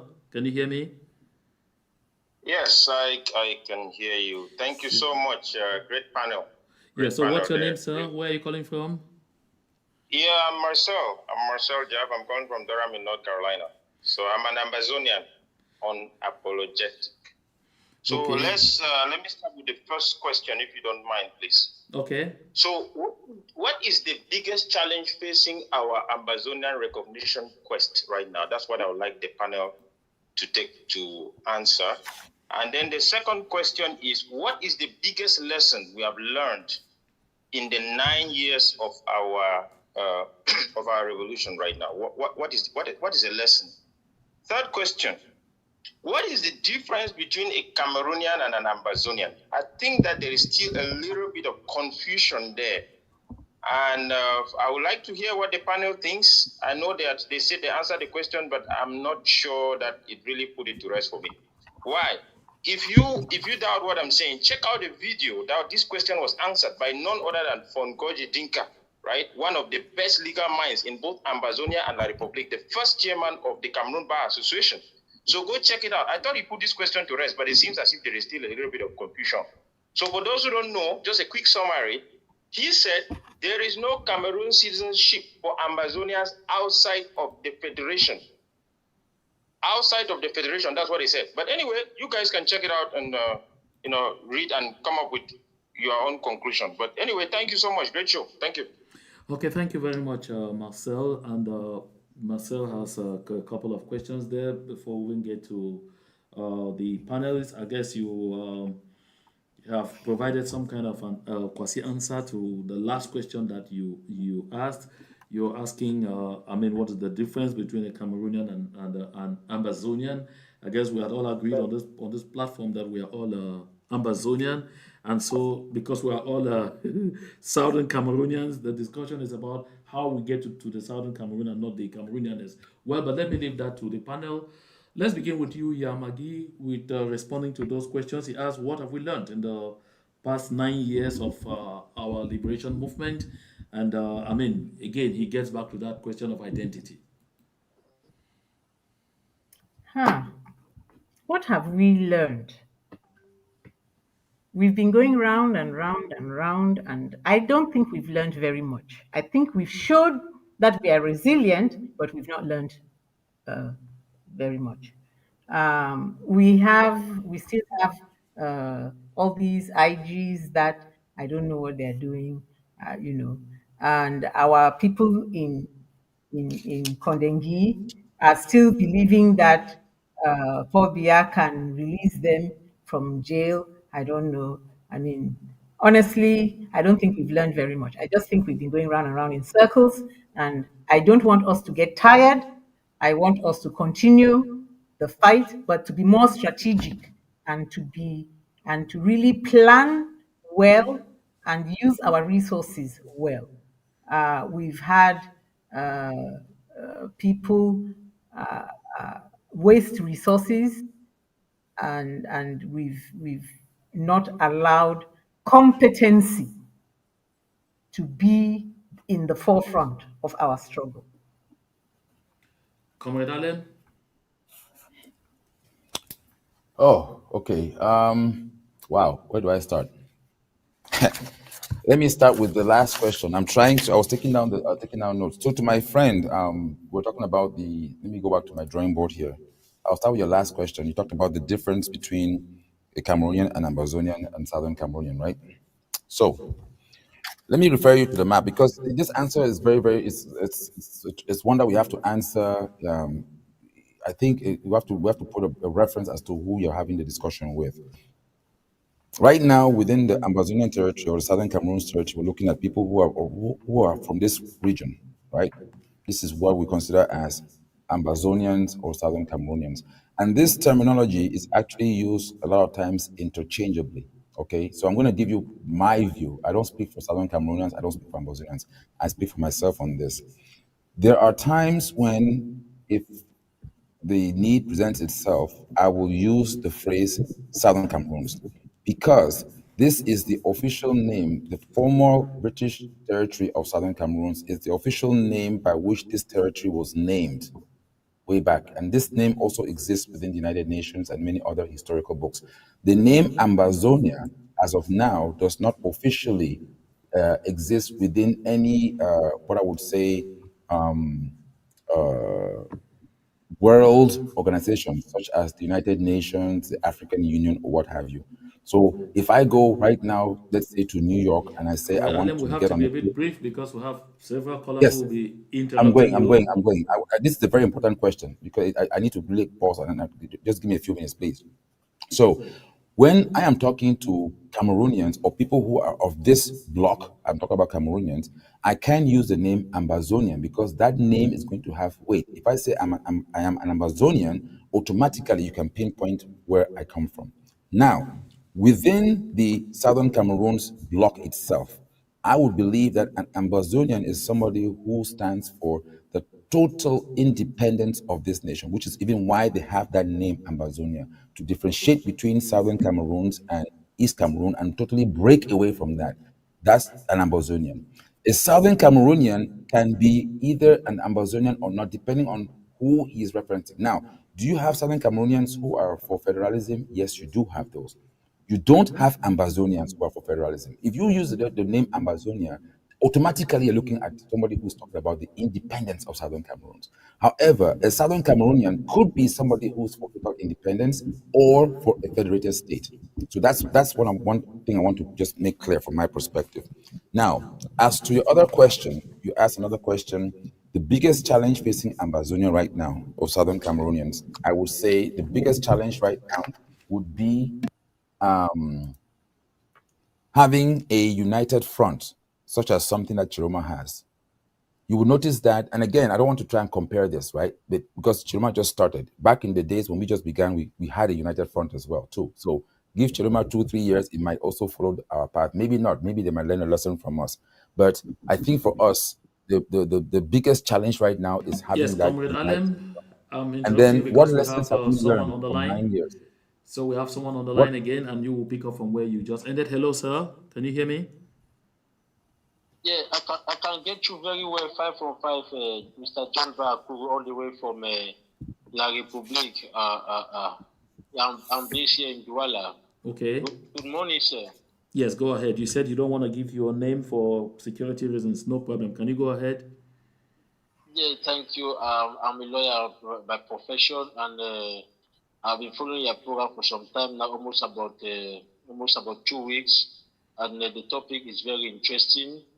You know, there's something I've listened to the panelists that you invited in your program. Some there are some of them are saying the Southern Cameroonians should not maybe partake in what is going on here in La Republique.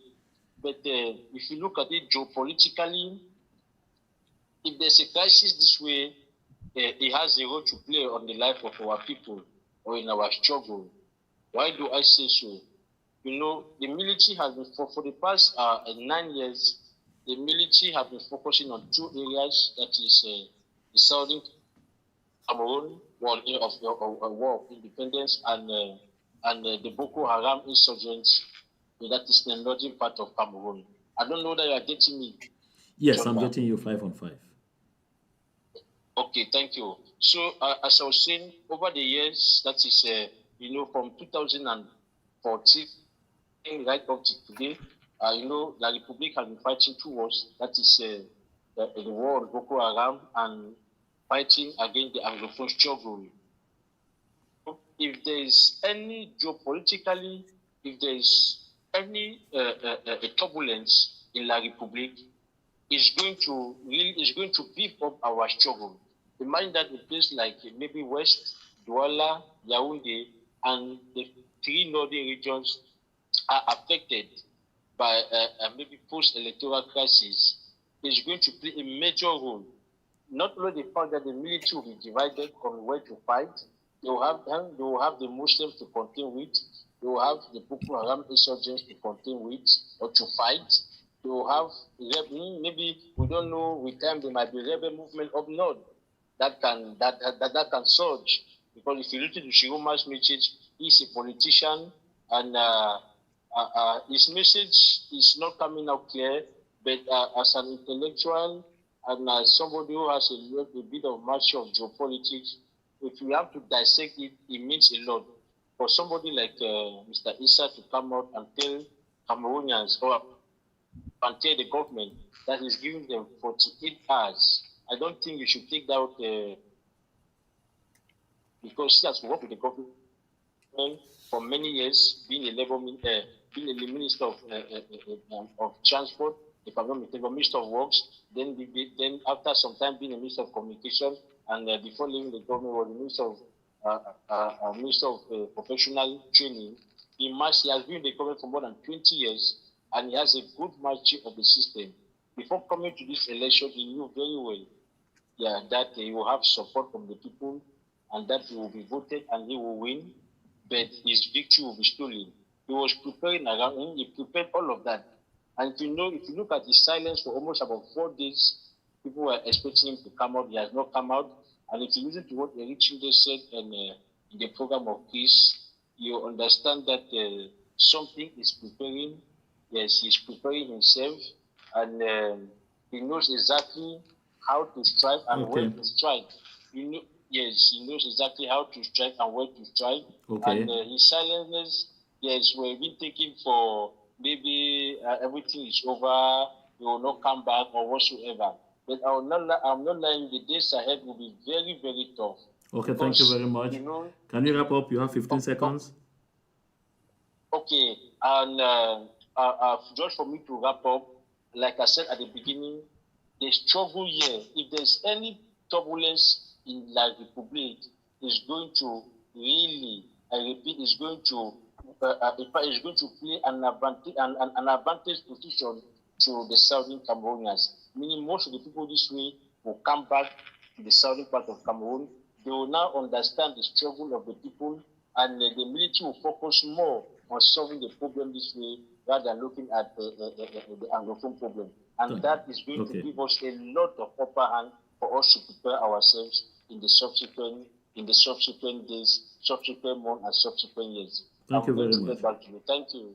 You're Thank you. welcome. Yes, Comrade Alem, you were talking before he came in. I want to add these other questions from the public there, from the chat there before we respond, so we can respond comprehensively.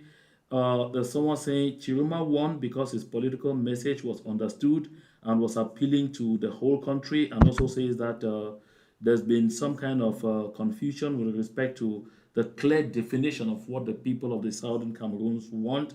Perhaps that is why things are not going well. Then another one say, you make some really good points there, but no, I think it says somebody is saying here that okay, he says negotiate our interests with Issa Chiruma, be it federalization or otherwise.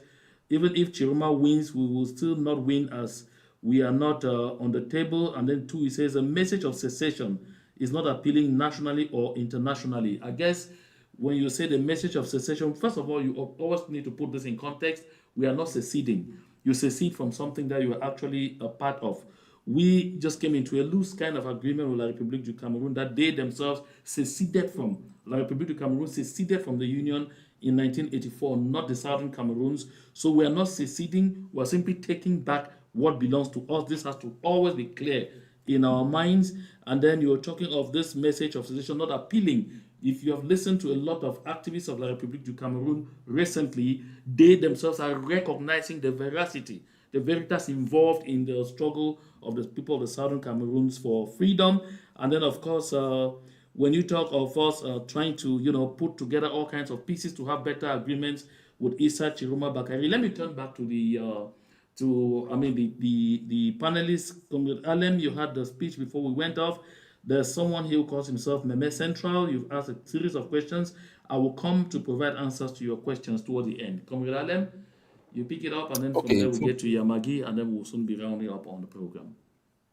so I think what the first caller had mentioned about the second caller didn't really have a question for us, but I'm going to address a comment he made when he said that the crisis in La Republic has 0%, 0 to play in Southern Cameroon. I'll come back to that one. But back to the first caller, the second question he asked, which I was answering, was the what lessons we've learned in 9 years. You see, when you go to school, especially if you go to a boarding school, right, in university, the lessons learned are not necessarily just what you learn or the positive thing that you learn in class. A lot of times, too, the lessons learned are also what not to do. So, I think in this struggle, if you were to ask me a personal, my response personally will be we have learned a lot of what not to do. We have learned, for an example, that it's not going to be just one group or one segment of persons that are going to free Southern Cameroon from this issue or bring this war to an end. That's not going to happen. We may have had to jump through these hoops the hard way. Yes, it's cost lives, but I think that we have learned that no one person can do it alone. I think that's a big lesson. I think we've also learned that we have to build structures and depend on structures and not people. I think for me, that's a fundamental lesson learned. We are not going to repeat the same mistakes and hope for different results, right? We have to put our energy into building sustainable structures such that if tomorrow Peter is not there, or Margaret is not there, or Lucy is not there, the struggle can still continue. We should not focus on the individual, we should focus on the structure. Now, back to the other second caller who mentioned the fact about the crisis in Eastern Republic Cameroon has zero to play with Southern Cameroonians. I think he may have contradicted himself there. That's not quite true. The struggle does have a part to play with us. Remember that Southern Cameroon still has, quote unquote, an umbilical cord with East Cameroon. Okay? Okay. Southern Cameroon used to be a place which had independent structures of its own. We talk about those structures that helped to survive or to grow that economy. Those were all torn down. within the quote unquote union between the two Cameroons. And the address of this issue about Cameroons and us succeeding, okay, breaking away. Now we have different ways of arguing, but the truth is that the two Cameroons came together as two equal states. The question you should ask yourself today: do you feel that those two states were equal? And if Okay. not, why not? That's the fundamental line right there. If Okay. the two Thank you. states were truly indeed two equal states that came together and had an agreement as to how they want to unify and become a country, then one state wants to break away, you can say that yes, one state wants to succeed from the union. But where is that union that you're purporting that you want to succeed from? Where is it? Okay, so I guess you have really said a lot of interesting things there, and you pointed out were there actually two states that came together, equal in status, and were operating together as two states. Of course, we had the Federal Republic of Cameroon and then the United Republic of Cameroon. Where I tend to Yamagi Kilo, you recall that Paul Biya himself answered that question in Paris when he was talking to. How am I Mo forgetting the name Ibrahim. of? Say it Mo again. Ibrahim. Ibrahim. To Mo Mo Ibrahim, Ibrahim. he said clearly that the intention from the point go was to end up assimilating the southern Cameroons. And Yamagi Kilo, you know that what happened is what from Godi Dinka really explained very clearly that when the Republic du Cameroon seceded from the Union in 1984 from a country that was called United Republic of Cameroon, the intention was clearly the desire to turn around and annex the southern Cameroons because that's what is happening now. So the party that seceded was not the southern Cameroons, rather it is La République du Cameroon that seceded, turned around and annexed the southern Cameroons, and southern Cameroons now fighting to come out of that annexation. If you ended the union, that's why Von Goditika went to court and won. I think there's someone on the line. I take this person for zooming to you. Yamagi Kilo, hello. Hello, sir. Yes, please. Can you hear me? Yes, I'm getting you, sir. Okay, what's your name? Where are you calling from? This is Ashu. I'm calling from Toronto, Canada. Okay, Ashu, what's your question? Yes, please. I just to ask, what is the Southern Cameroonians' advantage? I would say concerning all of what is happening in the Republic now. What can we take? What can we have as an advantage? Okay. With all what is happening now, like no matter what is going on, if at all the president-elect had something to do concerning the Southern Cameroonians and the status quo, what are we as Southern Cameroonians going to benefit, or what can we benefit in all of this? Okay, thank you very much. Yamagi Kilo, Thank you so much. You're welcome. Yamagi Kilo, you take this question along with your reaction to the previous one. Okay, so my reaction to the previous question is just one issue that I think that is very important for us as Southern Cameroonians to actually focus. And that is the issue of competencies. You know, we tend to kind of go with a flow that is disadvantageous to us because we don't focus on putting the round peg in a round hole or a square peg in a square hole. We kind of imagine that when anybody gets a title, and that's why I'm really wary of titles. When you get a title, then it gives you competency for that position that you or the duty that you're supposed to be responsible for. So we have people who have been driving our struggle, but who don't have the competencies to do so. You know, the leadership capabilities. They are not strategic. They don't have the experience, etc. And we know that the issue of experience and competencies is actually something that Bia had planned for us before we got into this stage. Meaning, you know how you really make somebody hungry and then you give him poor quality food and they will take that sustenance and be happy with it. right now, we really have to look at where we want to take our country, and what is the path, the best path that will lead us to the place. And we then recruit those competencies and put them to work for us. So that is what I would like to see. Me, I'm aging now, and it will be time for me to go sit somewhere and admire uh, our younger people actually take over from us. And so I would like to see a collaboration with La République du Cameroon in actually keeping the military on its toes in so many different fronts, so that they don't have the capacity to actually uh, hold us in battle for longer, and they can surrender and leave. And I just feel that, you know, the great pretender, that's why I call Paul Biya, because I think he pretends a lot, you know. He's a great pretender, and I think that he doesn't have a place in our. He's cheated our people a lot. Our oil resources have gone to waste between himself and the Modiki family, or the Modiki family. I think that we can actually use this moment, take advantage of it, and get him out. And I trust that Issa Chiroma is the man of the moment and will do that for us. Thank you. Yeah, Yamaki Kilo, you really hit the nail on the head.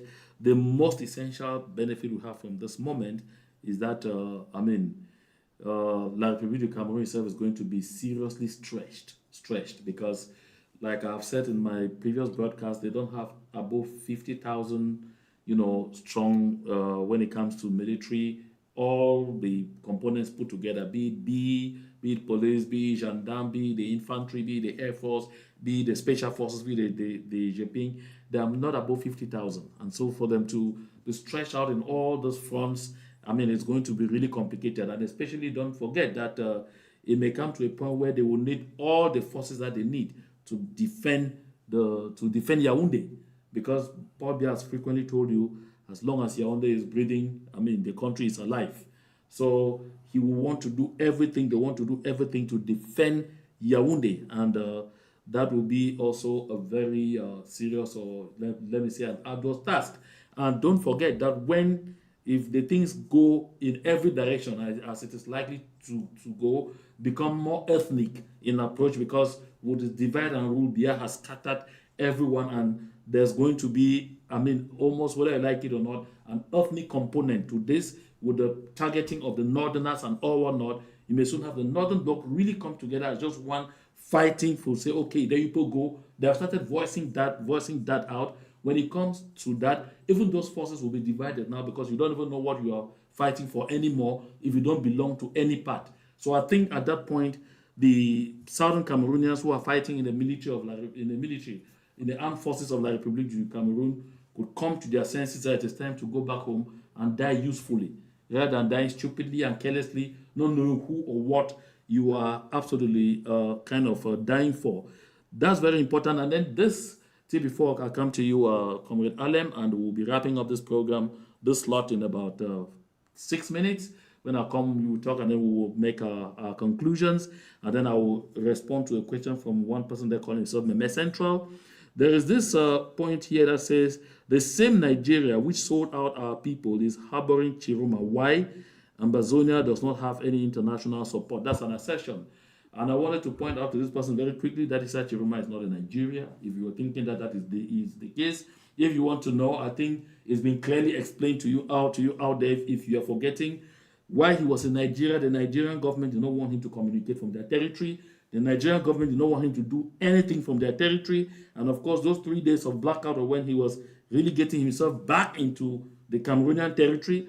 And they say that he's back in the Cameroonian territory, but in a very safe location. I see some people saying that, he has escaped, he has gone out of the country. If he has gone out of the country, then he's calling other people now to go and die while he is not there. If you want your captain to put himself ahead and die, then who will lead you? That's why captains stay behind and control troops. So those are things that we need to know. Comrade Allen, perhaps you want to react to that before we go. So just know Nigeria is the same Nigeria. Although Nigeria has not recognized Paul Biya's victory, because until this moment, Bola Tinubu has not extended any message of congratulations to Paul Biya, because he's under fire from Nigerians not to dare, because they have seen the charade. And they feel that if he does that, it will mean that he wants to give them the impression that he himself is even almost senile, sleeping every second, could also be thinking of hanging on to power. Comrade Allen? I'm going to again address from a bottom top approach, right? Let's go back with Nigeria. Just looking at the way the map is, right?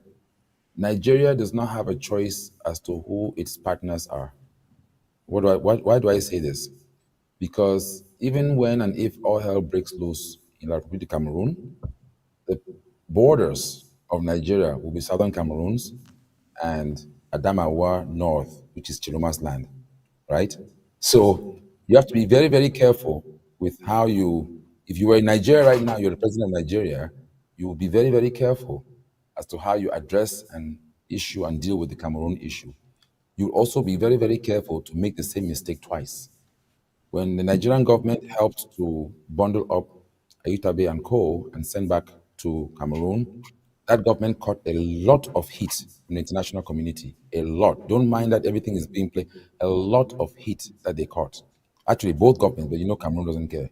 So the Nigerian government, even though, yes, Tchiroma may have been in Nigeria, they had little powers, let me put it that way, to treat him the same way that they treated Sisiko Aitabe, because of the lessons that were learned. Tomorrow, also remember that with things escalating in Cameroon, if Cameroon were to fragment or to break up, Nigeria will still have to have its neighbors, which are southern Cameroons, and Chiroma's country. I don't know what they're going to call that part of the country. And again, those are the neighbors that Nigeria will have to deal with, trade with, negotiate with. So Nigeria is also in a very, very tricky situation. We're looking at reality on the ground, right? That's case number one. Case number two, what is the Southern Cameroon's advantage with regards to what's going on in East Cameroon? I think John Barakoro and Yamagi Kilo have covered the advantages from a military point of view. As a breather, you only have 50,000 troops. You have to spread the troops out. The more your troops are spent, the more your troops are spread out thin, the more the weaker you are. That's just a common sense. Now, the one topic I want to address, I don't think many Southern Cameroonians have focused on this, but you should, right? Remember, I had spoken a few minutes ago about the fact that our structures have been carefully dismantled when we got into this quote unquote union with the Republic of Cameroon. When you look at the war right now between Russia and Ukraine, right, that led to the international community pretty much freezing off or cutting off Russia from a lot of things. People were not allowed to export things to Russia. Even the mail, I can't take a mail and mail something to Russia. It's one of the countries that is off the list, right? But you will notice that the Russians, what did they do? That has forced them to look within themselves to revitalize their economy and build their own things. Most of the planes in Russia, for an example, were running off of engines made by Boeing, which is an American company, and made by Airbus, which is a European company. France, Germany, Spain, a few countries that run Airbus. Because of that freeze, a lot of Russian planes no longer could import parts or even segments of their engines to get the engines fixed. That has now forced Russia's aerospace industry to manufacture and to build their own parts. I'm using that example and trying to put the Southern Cameroons in that particular situation. That with what's going on in Cameroon right now, especially if it should escalate into a war, that means that we now, as Southern Cameroonians, have to sit up and figure out how to build, how to do with whatever it was that we were importing from from East Cameroon. So even in terms of, for an example, right now, we talk about just simple electricity, right? Coming from, I don't know where it's coming from, but I know that that's coming. If they were to decide to just turn that switch off, they could pretty much put all of Southern Cameroons in darkness. So we should now be thinking about the menchum that we all learned menchum falls when we're growing up in Cameroon, in the Cameroons, about being able to develop menchum, to provide electricity for the entire West Africa. which means Yeah, that Comrade Alem, you if should be Southern wrapping up Cameroonians develop because we are military, 3 minutes away from the end yep, of this. I'm running. I want to get. This is very, very because if we don't educate our people like this JMA, we're just going to be in circles. If we develop Mentrum Falls, technically speaking, you heard what Yamagi said. I want to go back to a place. I want to be peace. I want to relax. Can you imagine a Southern Cameroonian not having to pay electricity? That's why I want us to think. We start thinking in terms of how we can make our country to be great again, like the United States is trying to do, right? And putting our country first. There are certain things that we can begin to think about right now because of the chaos that's going on in the Republic of the Cameroon. So I wanted to just bring that up. That there are things that we can begin to do when we talk about being independent. It should not just be independent and having an anthem and a flag. How does a Southern Cameroonian who is independent put food on his table? Businesses should thrive. We have our own structures. Why can we not build planes in Southern Cameroons? We can do that. Let us dream high and think high. So to me, that's some of the advantages that this has, for us now to be able to have a breathing space to think about how we want to build our country without being tied to a people who do not see development and do not see past the first 2, 3, or 4 or 5 years, unfortunately. Okay, thank you very much, Comrade Alem. I want to say this I want to respond quickly to this. Someone in the audience here, he says his name is Meme Central. Yes, Meme Central, I just did not want you to think that I'm ignoring your contributions. And I'm particularly coming to your contributions. I wanted to address your contribution at this particular point in time because when I look at what you are writing, I don't want to glorify you. What I will consider, some obnoxious things that you're writing. I don't want to glorify them by reading that out there. Those who are reading the comments, the live comments can see that. But I want to say this to you. Provocateurs like you have generally played the kind of role that you are playing in almost every liberation struggle. Yeah. Even the people of South Africa, when they were fighting against apartheid, of course, the apartheid regime had provocateurs like you, whose role was to try and, do everything to discourage the people, to attack the people who were fighting for freedom, to belittle them, to try to make fools out of these people, to make them think that the fight that they are fighting is useless, it does not have any any chance of success and all of those things. So people like you generally exist in every liberation movement. Not seeing someone like you show up in this kind of discussion would have made me feel that perhaps we're wasting our time on this panel. So I'm delighted to see someone like you come up, not try to address issues. You try to insult Yamagi Kilo. You try to call her names. You try to insult me, belittle me, say, oh, I cannot believe anything coming from the mouth of this John Bakuro because from the time you said Ayuk Tabe and others were killed and thrown in the waters. Listen, let me tell you this. I have said it before when I was on the panel with Chris Anu, and I'm going to repeat it right here because I'm not shy in saying it, and I'm not apologizing for doing that because if I had a chance even today, I would do it all over. I wanted to write that down, Meme Central, so that you don't ever have to believe me because I don't need to force anyone to believe me. I do the work as I'm doing it. I bring the facts to you. Want to believe them, you believe. You don't want to believe them, that's your business. Facts are stubborn. But when it comes to saving the lives of Southern Cameroonians, I would do propaganda from morning, afternoon to evening to save the lives of Southern Cameroonians. Did you hear that? When it comes to saving the lives of Southern Cameroonians, I will not care about reputation. Every war has propaganda. Every liberation movement has an element of propaganda that is meant to rescue lives. I said it and I reiterate here for anyone who didn't hear it. I said it that Sisiko Julius Ayuk Tabe and the members of his cabinet who were captured from Nera Hotel were killed by the government of Cameroon when they captured them. That was because we wanted to force the government of Cameroon and Nigeria to tell the world where Ayuk Tabe and the others were. And 48 hours after that very sensational broadcast that I did, standing right in front of the wife of Tassan Wilfred, you should know that, I was living with Wilfred Tassan and the family. So when I was saying that before his wife, if it rings a bell in your head, all the families knew that was to be said. 48 hours after the useless system of Yaoundé that you serve that a provocateur like Yusuf, came out and told us where they were. The objective was met. And that was the most important thing for me. I will do this, as I'm telling you, mark my words. If push comes to shove and I have to save the life of a Southern Cameroonian, I will do this over and over and over. That was part of my training. That when you're involved in a liberation movement, involved in a fight, and it gets to a point where you need propaganda to save a life, to force the hand of an evil regime, you use it.